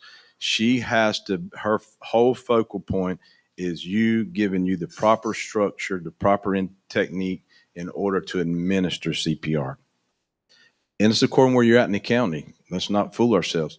If you're in Taylor, it may take you 20 minutes. So she's tied up for 20 minutes, not able to answer her phone, not able to answer other rescue calls, other fire department, sheriff's office that are responding. So that is where we're talking about the funding. And the funding to get them certified for telecommunication, that is a 6 weeks or 4, what is the time? 6 weeks program that is very expensive. But expenses doesn't matter. We told the county, its statute is what we have to do, and this is the cost. And there's no saying no to that. We have to do that. But I can assure everyone in here that if you call 911 in Baker County, that is addressed. That was addressed immediately as soon as we found out that we were not in compliance. Go right there. How much is the citation for the school zone? $100. So, you said that it got reduced to like 150 a day. Yes. And so let's just say that's what you average in giving out the real citations. I mean, that's a huge influx of money, right? Yes.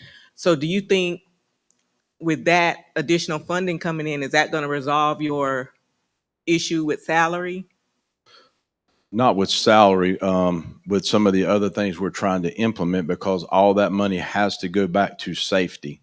So there's a portion we don't misunderstand. The sheriff's office is not getting all of this money. We're getting a portion of it. The county's getting a portion of it. The school system's getting a portion of it. And then who else is? State gets a portion of it. So I mean, because that's a lot of money. I mean, that's like 400,000 a month. I mean, if you're saying 150 if you do a day, 150. well, maybe not that much.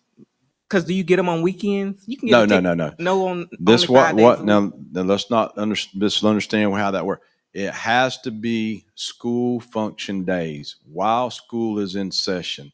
Weekends, don't let anybody tell you that your weekends that you're getting it. If you receive a ticket on the weekend, call us because it was a mistake and it'll be eliminated and taken out. So holidays too? Holidays, anytime that school is out. Okay.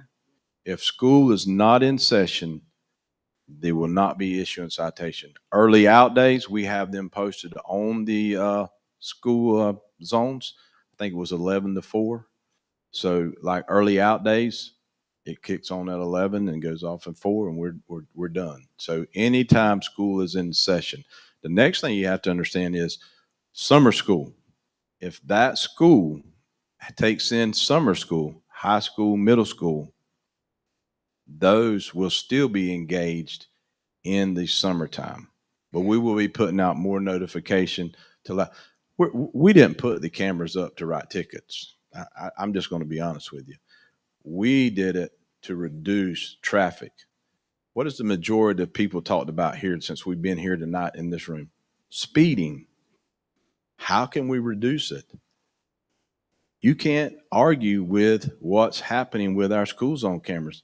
The data shows 89% reduction, 1,300 and something to 150 without writing anybody a ticket. That's our goal, is to stop people from speeding through our school zones. But I understand where the money, and we can do a more, right.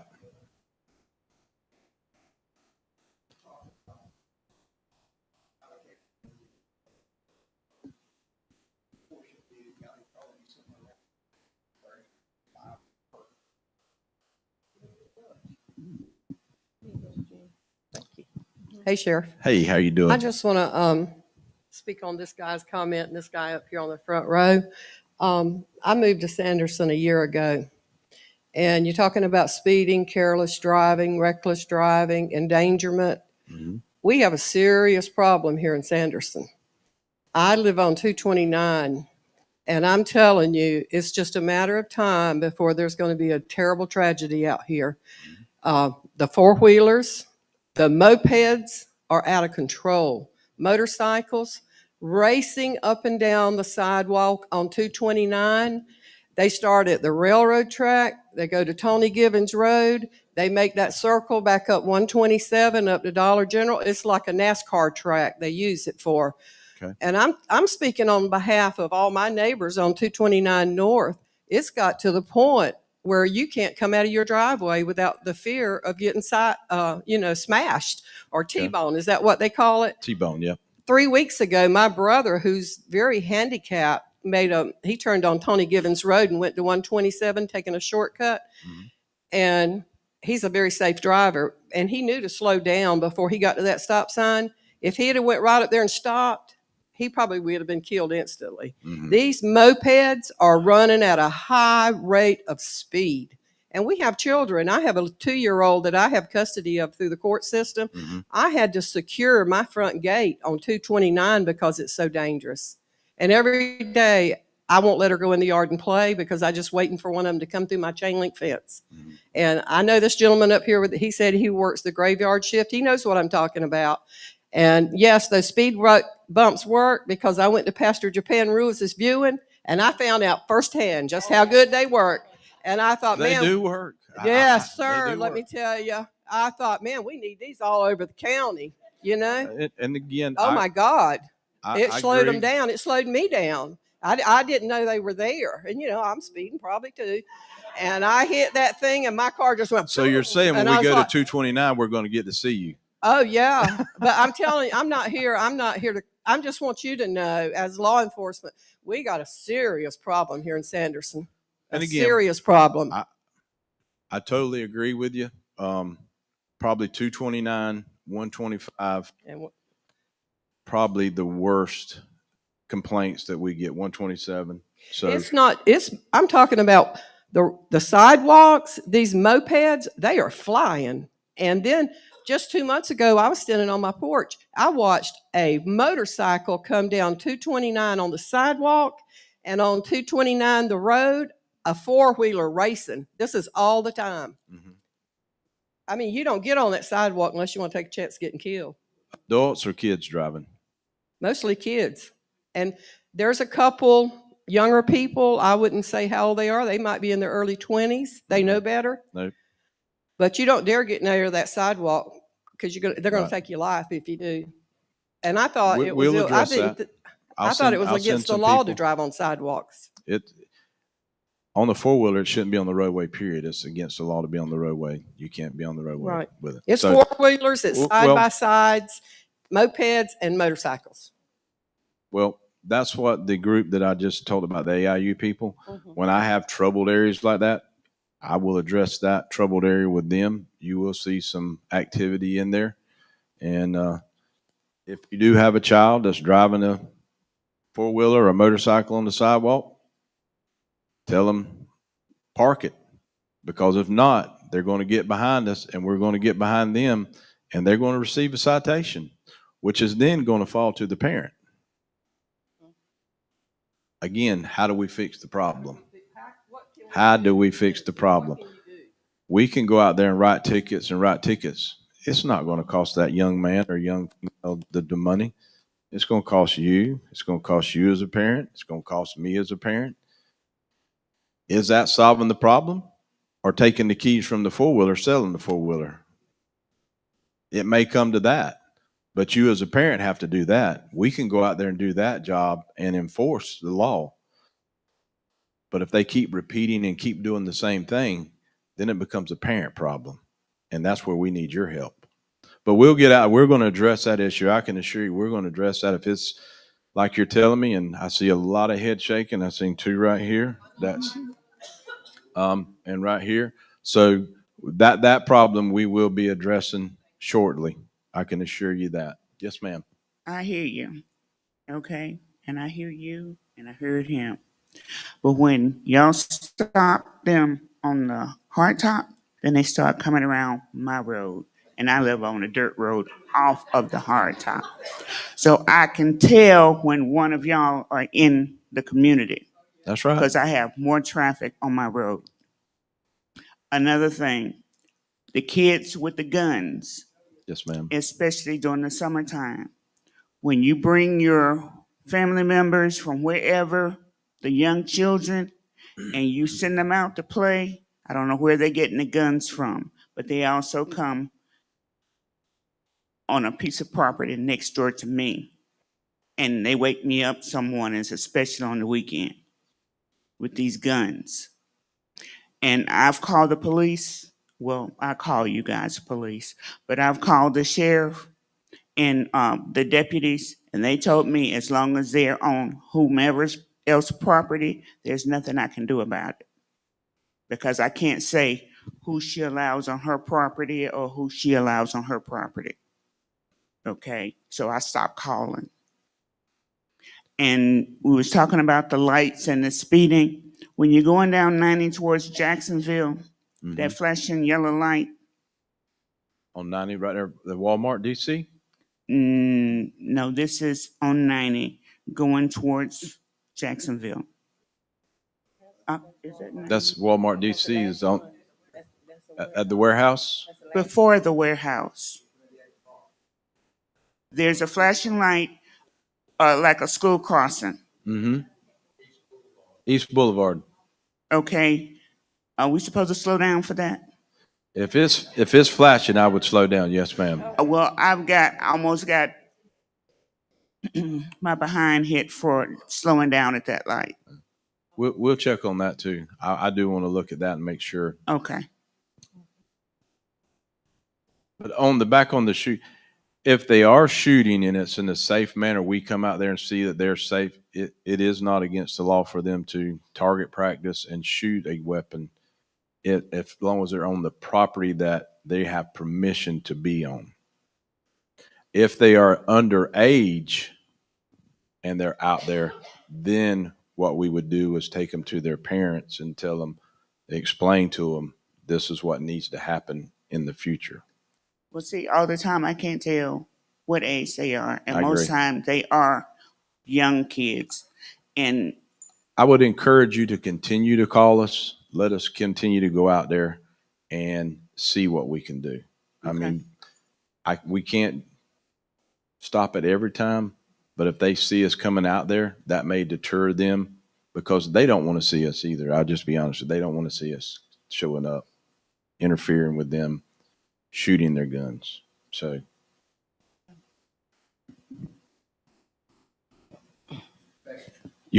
Hey, I've got all night. Y'all are the ones sitting down here. I'm good. The speeding cameras on Madison at the school, Yes. they're not up there anymore. And the reason why I say that, this is not a county question. They sent me out there in the group out there Tuesday and Wednesday. Mhm. And since those cameras is not up, you wouldn't believe the traffic that come through there now. And I was on the north side of Madison trimming it out. Mhm. And you have people that come from like Callaway, and they turn and come through there, I guess to keep from slowing down with going all the way to 125. You're talking about the ones in the curve right there by the high school? Right there. They're not up there anymore. Yeah, I've seen that they were going. Some of them we had to move. Put it back up. It wasn't up there yesterday. Oh, okay. That we were working on moving some of them. Some of them we had to readjust and move, and we were going through. So we should get that. If not, we'll take care of it. But he says it's there. But I'll ride by there in the morning to make sure it's there. So with that, it hinders that traffic from speed. Madison is another road that we have a lot of complaints on. After school traffic coming out, not going by the cameras, but going out to 125 students leaving. So, but that is something we'll check on. But it should be there. But there was a few, and again, we had some bumps. And we had to make sure some adjustments, and that was one of them.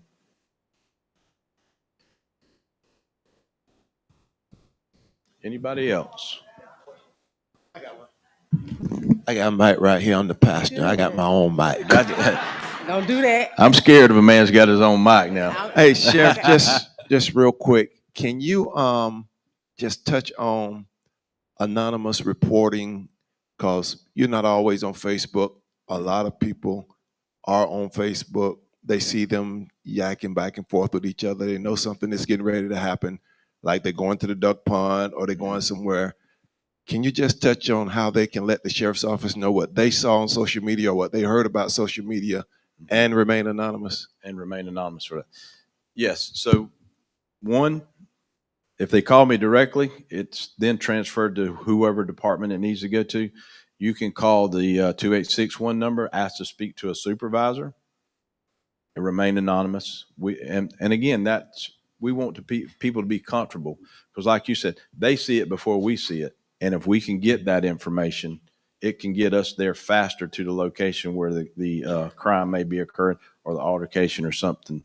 But yes, we want to keep that information as anonymous as we can. So I would advise calling non-emergency, calling me, calling the undersheriff, calling anybody in the administration. If you know someone, we're going to keep your information as anonymous as we can. There is sometimes, and we're never going to lie to you and tell you that we're going to do something that we can't. Some information that may be given, we're going to tell you that we'll do our very best. But if it's whatever the case may be, you know what I'm talking about, but somebody fighting or somebody, we can keep that anonymous. But there may be some things that come up in court that I don't like, but we have to follow by what the law tells us, how we gathered information or how we got from point A to point B. So, but we will always disclose that information to any individual because I want them to feel comfortable. And most of all, I want to be truthful with them to tell them this is a possibility that could happen. It's just according to what the crime is. And the app also, you can download information on the app anonymously through the app. And, yeah, submit a tip. It's up there. That's right. So the app, I'm telling you, if you get the app, it gives you weather alerts. It gives you everything, different alerts that we're doing in the community, traffic accidents, bad traffic, tip alerts. And then we do have Crime Stoppers also. Crime Stoppers was at our last meeting. You can call them anonymously, give them a tip. They will give us that information. Now, what you're talking about, something that may be happening actively going on, it may take Crime Stoppers a few hours to get us to get that information, but the app, we get it instantly, or a phone call directly to one of us we get there instantly. I have one. I noticed Kayla and Pam them does with the KCA with the youth. Mm-hmm. Is it still? I know back in the day they used to tour the jail, Mm-hmm. and while they're dealing with the young people, is it not possible, to give them a tour? I just to say, hey, this is what we do, and I mean, I don't want to say put the fear of God in them, but they need it. That it's almost like you're like the Scared Straight. I remember the Yeah. Scared Straight. That's something that we would look into doing. We don't have but we have to be very careful in our facility, and I'll tell you why. We have immigration, ICE. There's requirements that we can't take certain people in there, especially juveniles. They can't be intertwined or seen by inmates. I'll give you an example. If we arrest a juvenile, somebody that's coming to jail, in our booking station, our booking area, we have to take everybody that's sitting in there, move them to a different location because they can't be in sight or sound of an adult, even when they're incarcerated. So taking people through there with tours, it makes it hard. I'm not saying I'm against it, but it does make it a lot harder for us to accomplish that. But I don't mind looking into it and working on seeing what we could do. But there's a lot of liability that we would take on when we do that.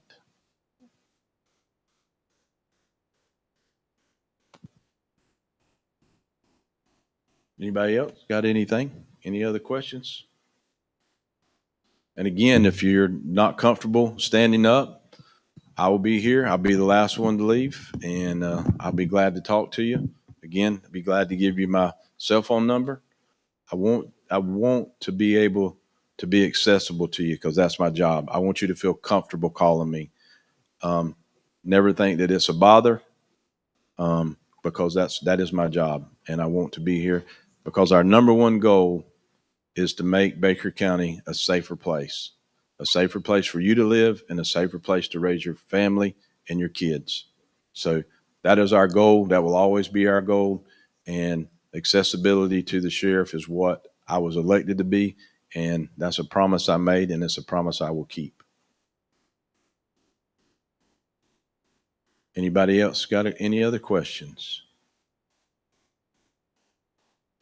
Under Sheriff, you got anything you want to add we might have missed? Captain, you got anything? Pastor Vidal, you good? Pastor Joe? Other pastor left, right? Ask him. See, I don't want to leave the men of God out. Let them talk. But no, I appreciate you. I appreciate you coming. I appreciate your questions. I appreciate your interaction. And again, it's going to take a team effort. Go ahead. You got another question?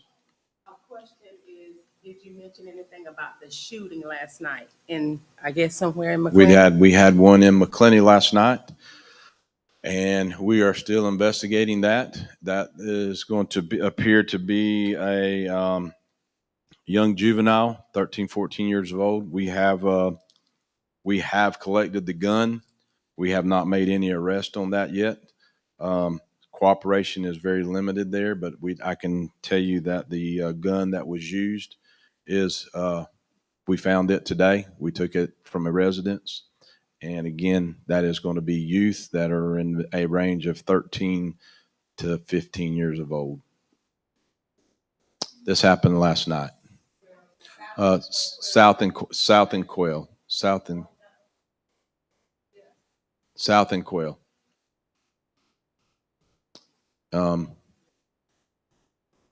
The understanding is they drove by and shot out the window.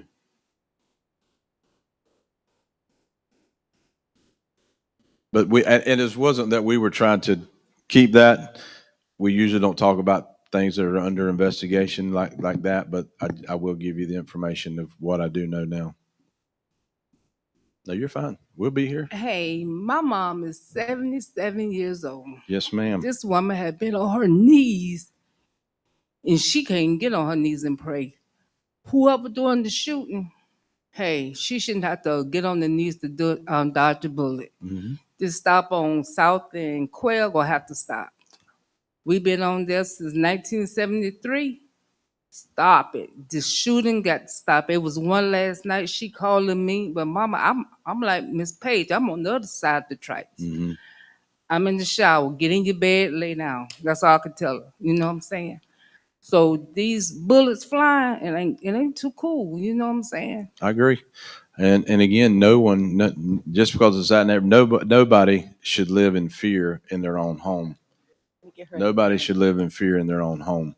And those are the things that we are trying to stop. And we're working on that. We were able to get on top of that this morning. First thing, last night, I'll be honest with you, the deputies had nothing to go on.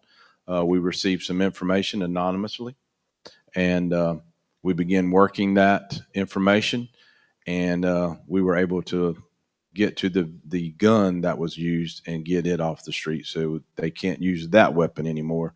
Not to say they don't have others, but that one will not be used again. And matter of fact, that gun was the gun that was stolen by the gentleman in the last shooting. Hi, I have a question from live stream from Christy. She's asking, what are they doing about the Woodlawn store selling tobacco, narcotics, and alcohol to minors? She says this has been brought to several officers' attention, and so far nothing has been going on. It's been going on for months. So. Yes. So we are targeting those stores that are selling underage. We've done several operations. We've arrested several people. in those. Woodlawn store is one of our number one problems that we have. But that is being addressed. I received a call on that probably a couple of weeks ago. Our narcotics detectives are in the process of doing that and finding underage people that will cooperate to help us with that. That's another thing.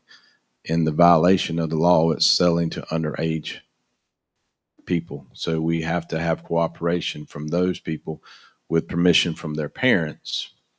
And sometimes we're fortunate enough to get that. And when we do, we try to use ATF. Our partnership with ATF will start coming out here and monitoring these stores. We're going to start monitoring closely the vape stores that are selling things in there that maybe they shouldn't be selling. So with us partnering with the ATF, those things in these convenience stores that are selling those, you will start seeing a reduction in that, hopefully. Never going to stop it. It is money. And if they're making money, they're not going to stop it. So. Yes, just briefly with respect to time, I know we're here, everyone ready to leave. Just the lady spoke about a Scare Straight program, and then the lady, we spoke about what happened last night, the shooting. We're going to see these things more and more before we don't see them. So we have an evidence-based program once again that deals with these young men in particular, because they are influenced by cell phones, by music, and just by the trends of things that is going on now. So the question is, how do we reach them? You know, there's multiple ways of reaching these youth. There's multiple ways. And again, my organization, Mike's Up Guns Down, we have been very successful in dealing with these at-risk youth. You can't scare them. It's nothing that's going to, that Scare Straight program, that's something that has ran its course. So it's another way to reach them. It's another way. And perhaps a lot of community institutions just don't have these answers to it. So we have a cognitive behavior program that could go into the communities, that could take these young men. First of all, you got to address poverty if you want to address violence. You got to address idleness, time idleness. You have to give them something constructive to do that could take away the time that they invest in being influenced to pick up a gun, first of all, and to shoot it. And you got a lot of parents who just don't have the time because they're out trying to work to support the family. So there has to be a community, because it takes a village to raise a child. And we still live by that concept. It's just now in 2025, it's a different way. So we're proposing Mike's Up Guns Down on a day of peace, October the 18th. Which you will see us promoting that. We spoke to the sheriff office. We didn't want to give a date because we wanted to leave that open where we can come out and ask more people to come out. Those individuals who are just want to see crime stop, that want to see crime reduce, want to see domestic violence. And I heard a lady say substance abuse, drugs. Drugs in Baker County is so vast right now, and it is growing. It's a growing epidemic right now in Baker County. So, but it's also a way to addressing that. And so I think that now is the time for us to all come together and to bring forth and produce these programs, because you're right. Mother shouldn't have to be on her knees and afraid of a stray bullet. She shouldn't be afraid to walk to the store because of what something's going to happen to her that is bad. So it's just that time. And I remember coming to this county 18 months ago, and I see it then and I see it now, and I see it only getting worse by the days.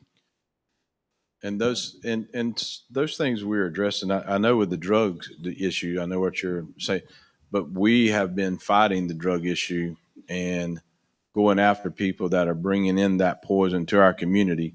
But the other things that we're doing is they're taking advantage of an addict.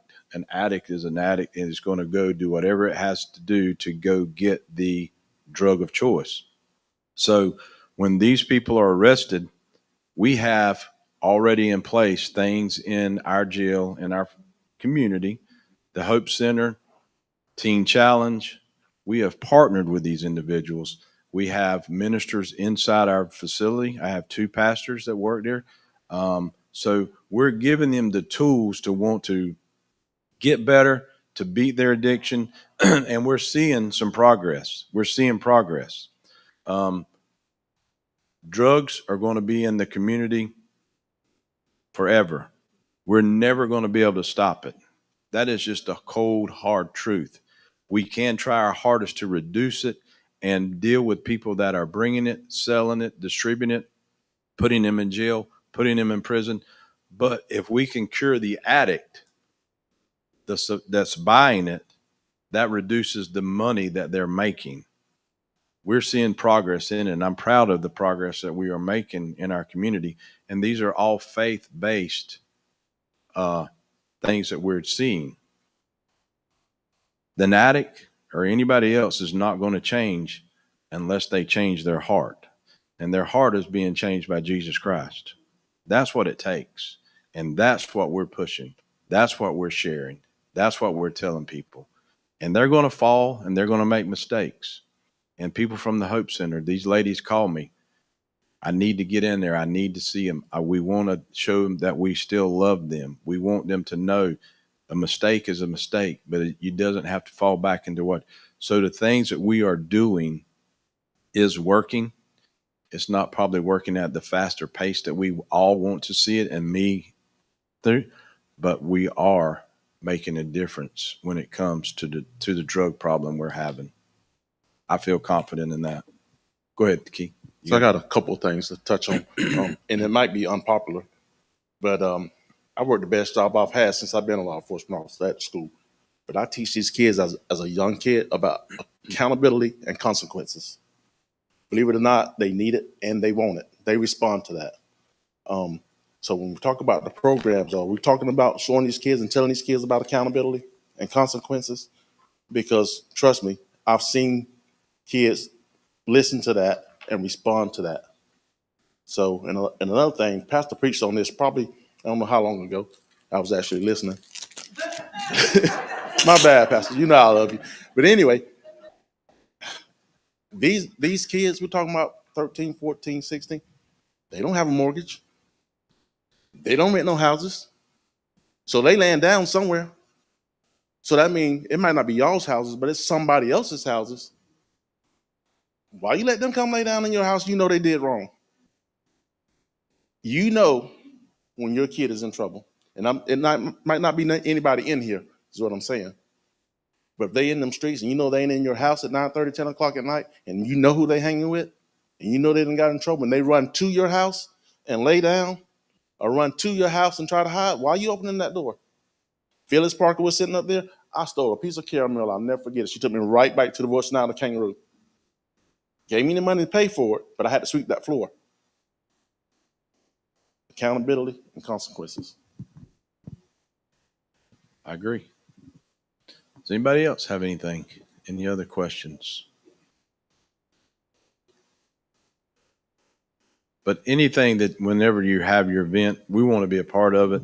There's nothing in the community that we will not be a part of, head of it, whatever. We don't want to step in front of you and do what you're doing. If you know how to touch kids, we want to help you to get them there. I don't know how to get them there without their parents.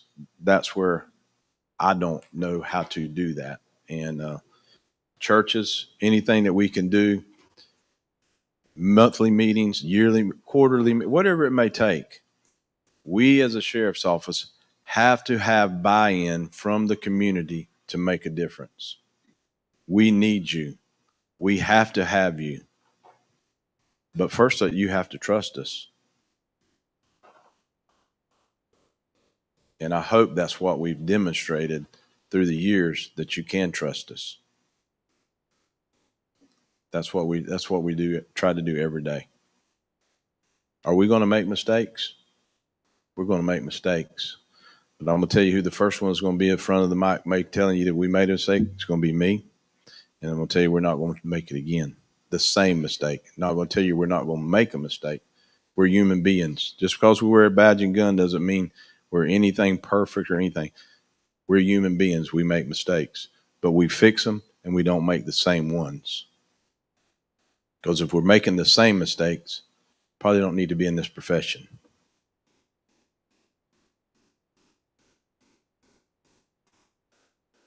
Any other thing? Any other questions?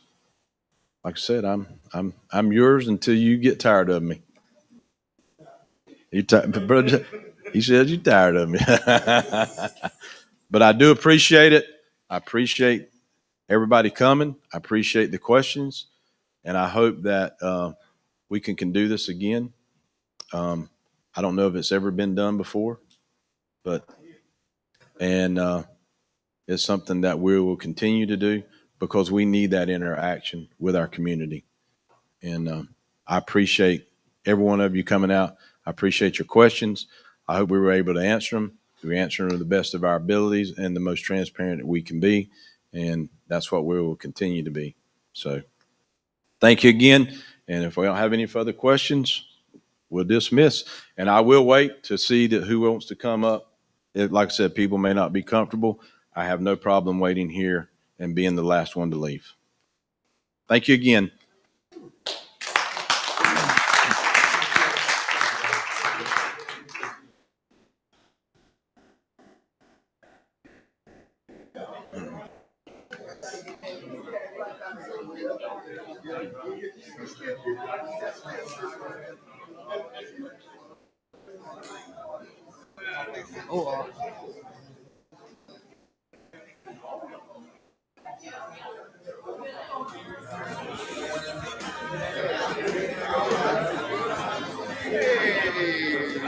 All right, good to see you, boy. All right, same here. You're getting bigger, like you're playing football. So, good to see you, man. Always. All right, listen, whenever the door opens, you can hang out. Yeah.